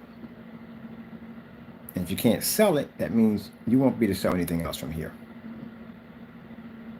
Because it will be sitting at your front door every time you make anything. Guarantee you won't be able to sell it at all, period. On any platform, you can't sell it. Because once we test it, and we broadcast it everywhere, and you see how my search engine is, it's pretty sick. I type something in, I put something on our website, it goes everywhere, all over Google. Right now, the video I'm making right now is going to be all over Google. That's why I find it interesting that when we're on our YouTube and we're having these conversations like this, people think that because there's one person in the room or 2 or 3 people in the room, that's not going to go anywhere. My search engine optimizer, I actually went into advanced settings, and I know how to basically advance my search engine optimizer to make sure that any video that I drop here on YouTube will flood all over YouTube. That's why when I type up certain stuff, you see videos popping up left and right. Yeah, my stuff is real sensitive. It'll pop up anywhere, even overseas. So this video right here that I'm having, it doesn't make a difference if I have 1 or 2 people. This video will be seen by hundreds and thousands of people everywhere because it'll pop up in every feed. See, you have to understand how to work your system on your website. Your website has a beautiful search engine optimizer, and if you don't know how to work it correctly and get that 100% peak where you come up on Google, you can basically design your site and YouTube videos with certain key tags in that they show up anywhere in the world. And I got 11,000 of these. So my advertising goes everywhere.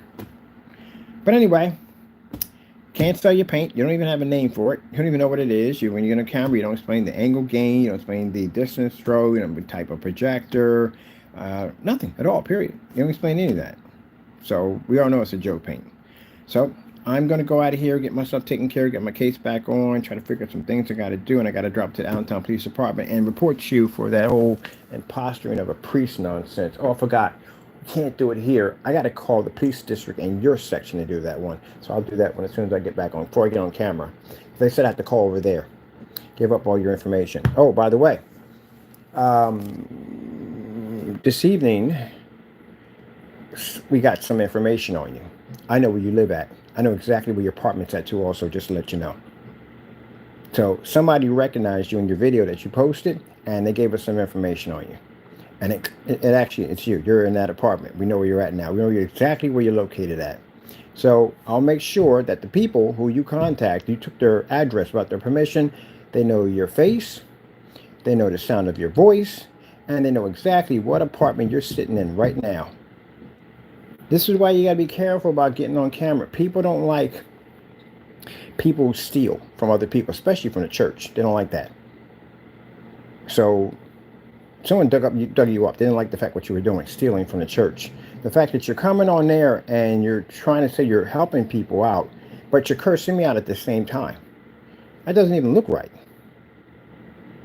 You do know what you have over top of your page, right? When you come on your YouTube channel, right? You do know what you're trying to say. You're representing. You're saying you're representing the man of God. You're a man of God. You're a man of the church, right? And then you're cursing me out and carrying on and acting up and threatening me. So somebody recognized you. They're in your area, and they sent over all your information on exactly where you're at. So I know exactly where your apartment's at, buddy. Now, the reason why we can't give you the location and say it out loud, because your apartment is not a business at the end of the day. It is actually where you live at, and that would be doxing your address. So we're going to give that to the police today. Not in our area, Mr. Williams, in your area. That's who we'll be contacting. We'll file the additional charges here. So we have the docket number, and we'll basically go over to the police in your section in Maryland and send them over those documents from there to let them know that kind of activity you've been carrying on with. Until then, the individual that you stole their identity, we'll make sure they know exactly where you're at. Good luck on all that. You got a lot of pressure going on there right there, do you? Whew, man, I am glad I'm not in your shoes at the end of the day. See, this is why I don't do dumb stuff. Make a couple more videos crying about it. Do we have that on camera? We got that, right? We got that from impersonating the priest. We got that, right? We do have that. And I got to call that agency, too. On that real quick. Where's it at? Here. Here.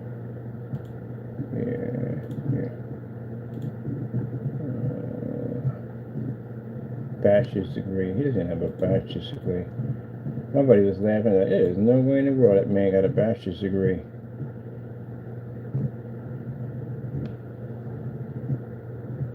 So I just add you in there so you don't think we forgot about you, but I'm going to have a process server at your front door. You know why? I'm suing you. Remember? You sent some letters to my where I was at in the garage and to my family's home. And oh yeah, my family knows where you live at now too, so I sent over that information to them too. Oh, by the way, they have family in Maryland. They have some ties in Maryland. So just let you know. But yeah, I sent out that information, and on top of that, I do have where you live at some now. We can get that started on getting your lawsuit ready and criminal charges. I gotta pop down Maryland anyway. I got people down there I haven't seen in years, so I gotta pop down there. While I'm down there, we'll pop over to the police department and we'll file another set of additional charges against you. That way we can get them in your location. That way I can be there in person to get that taken care of for you. I want a warrant for your arrest, my friend. So yeah, I told you the next day we're going to get it taken care of. Okay, let me see. Here we go. FTC. FTC is where we got to contact. Okay, and we need FTC in your state for fraud. So we're contacting the Fraud Trade Commission on you. I'm going to be filling out that document today, and it's something called International Service with the IRS. I'm filling out also too. Remember, you basically are taking donations, and you're claiming to be a minister, but you don't have a license or a clergy ID, which I requested from you. Okay. So recording a preacher, gathering as much evidence as possible to support your claim. And we got more than enough evidence. Recording documents, we got more than enough for you. The fact that you're not, the reason why, because they're talking about recording documents. So if, say, a preacher does have documents, say he does have a bachelor's degree, say he does have a clergy ID, you're going to have to get some real serious, substantial evidence to prove that he's doing what he's doing. But the problem he has, he's not a preacher at all, and claiming to be one. That's a different story.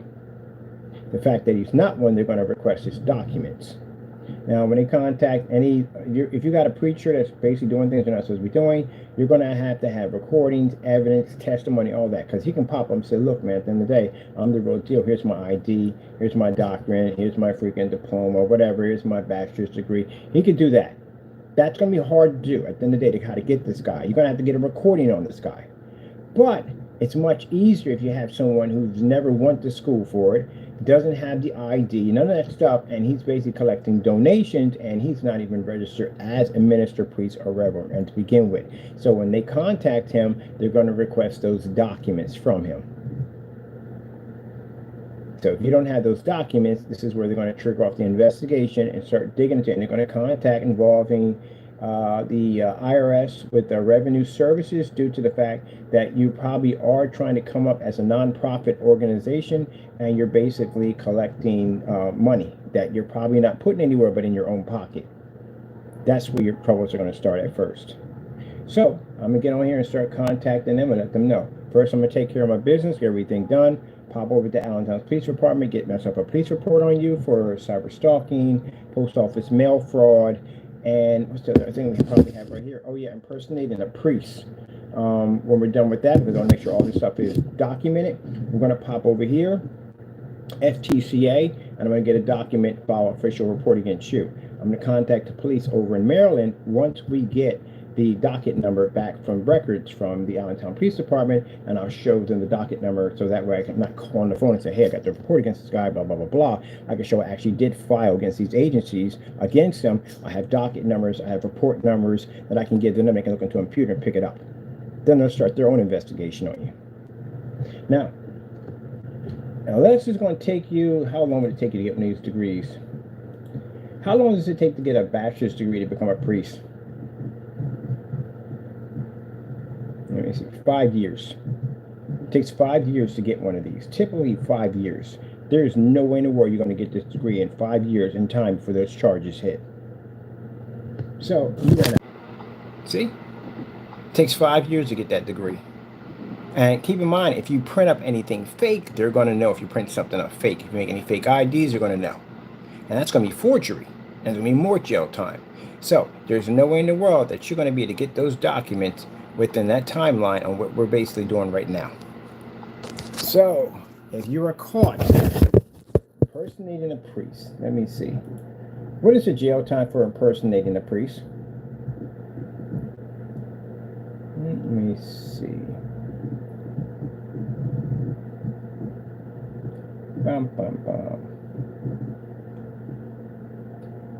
Oh, they got it wrong here.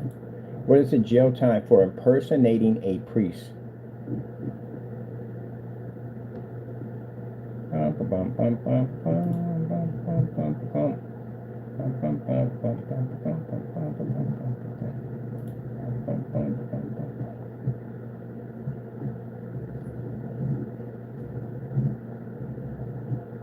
So it's somewhere between, I think it's like 2-3 years you get. But if you've been taking donations, it gets really worse. Because then once IRS gets involved in that, this is when it's going to get brutal. Because now IRS gets involved, they're going to know exactly how long you were doing this, and they're going to dig back maybe 10 years into everything you have, which means you're going to have receipts on everything. You're going to get audited.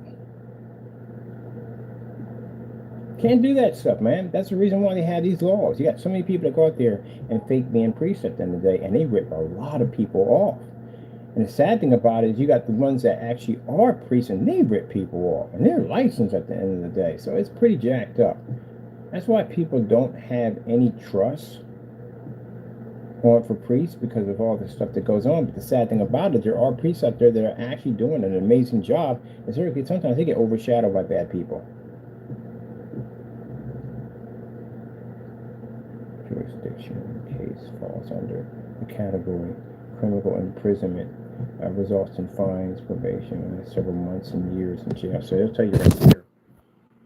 What you have right here, overall, in jail time, impersonating a priest can vary from significant depending on this jurisdiction of the significant circumstances of the case, but generally falls under the category of criminal impersonation and could result in fines, probation, and probably several months or years in jail.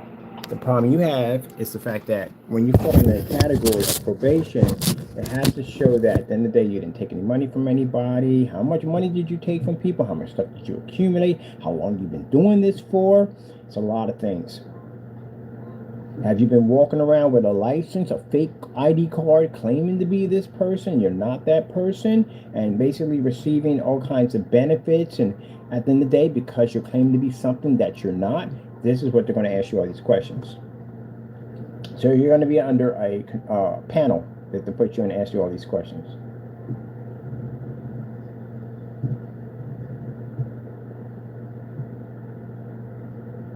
Did he fake the tax forms? Is it tax form? Is it 50? I think 502. Is it 502 or 501? Tax form to show that you have a church. According to IRS, if the organization is submitting IRS Form 1033, application for recognition of exemption under Section 501 of the Internal Revenue Code, Form SS4 should be included with the application. So, do you have that form? There you go. I told you, buddy, you're going to get in a lot of trouble. It's not a joke at the end of the day. You're going to jail. You can't do that. You can't impersonate police officers. You can't impersonate doctors. You can't impersonate lawyers. You can't impersonate police officers.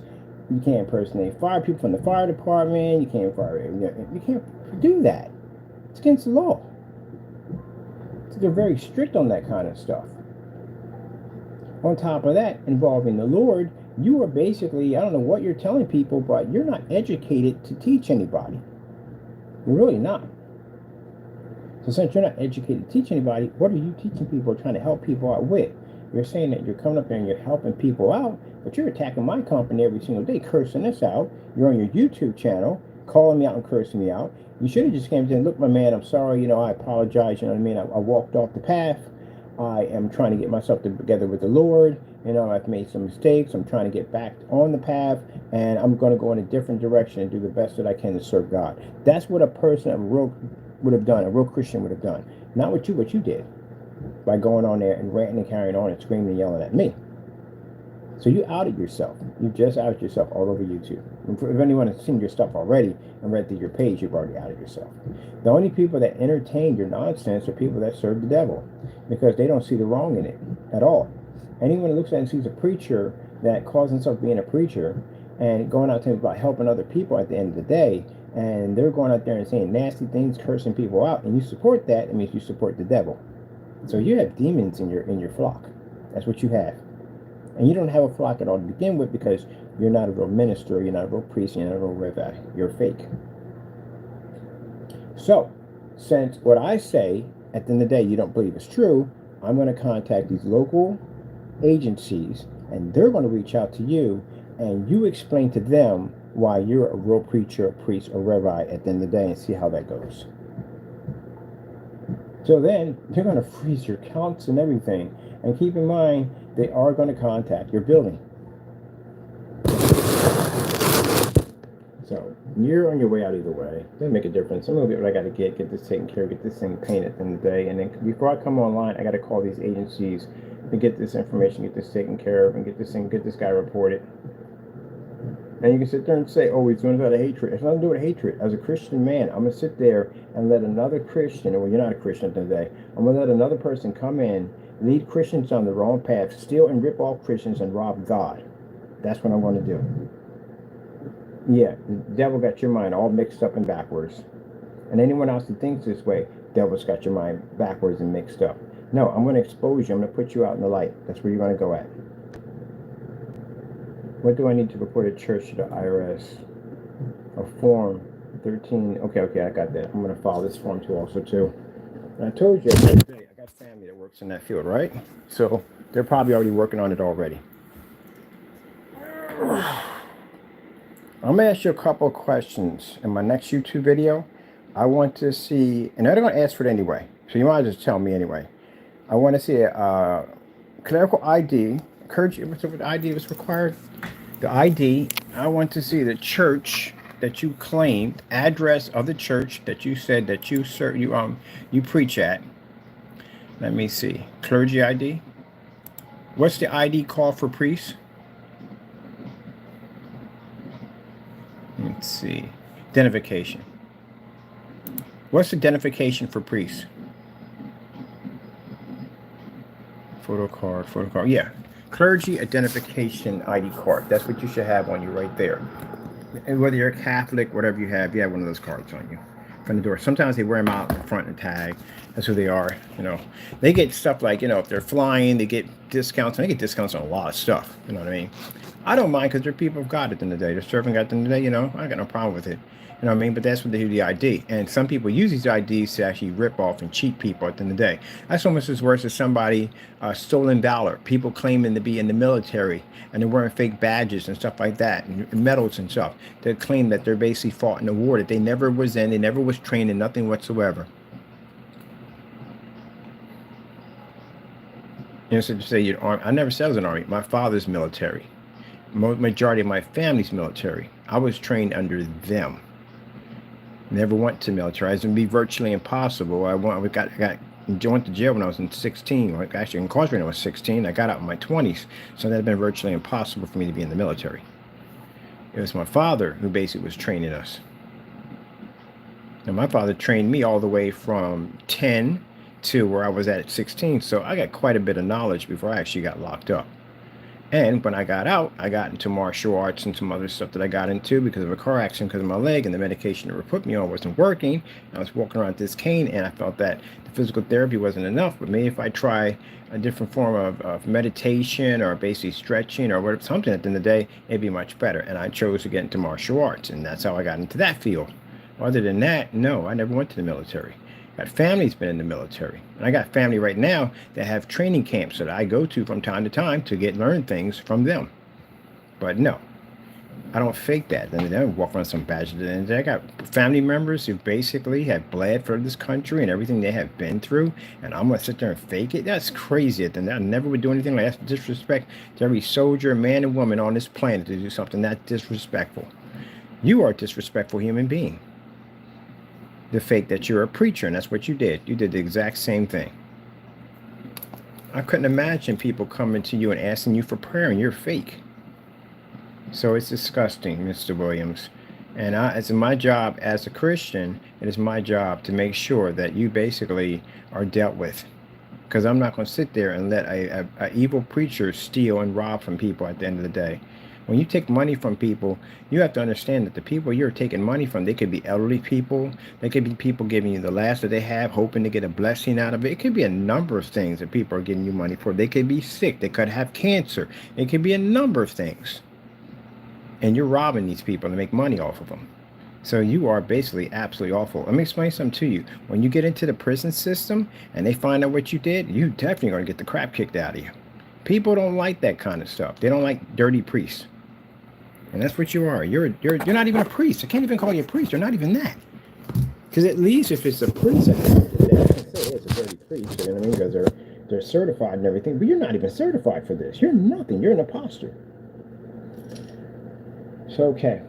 Everything's ready to go. Let me go get this taken care of and get this thing done. We have to add that in there. Because, again, as a Christian man, that I told you how I feel about these dirty preachers out here robbing and ripping people off and taking money out of these mega churches and stuff.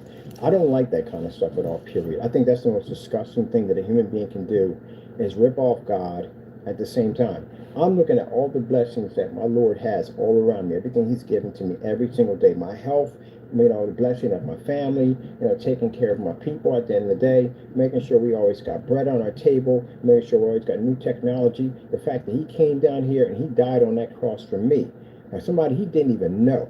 He died on that cross. He hung on that cross, was beaten, spit on, and everything else you could possibly name. And he went through all that torment for me, a person who denied his existence. He gave me a second life. And you treat my Lord that way, I'm definitely going to make sure I take care of you. And it's not going to be done out of anger. It's not going to be done out of hatred, because I'm not going to give to Satan that satisfaction. It's going to be done for my love for my Lord and Savior. And hopefully through this process, Mr. Williams, you learn to turn your life around. Because if you don't, as I told you before, you already know what's hunting for you already. If you know the Bible, you already know what's happening.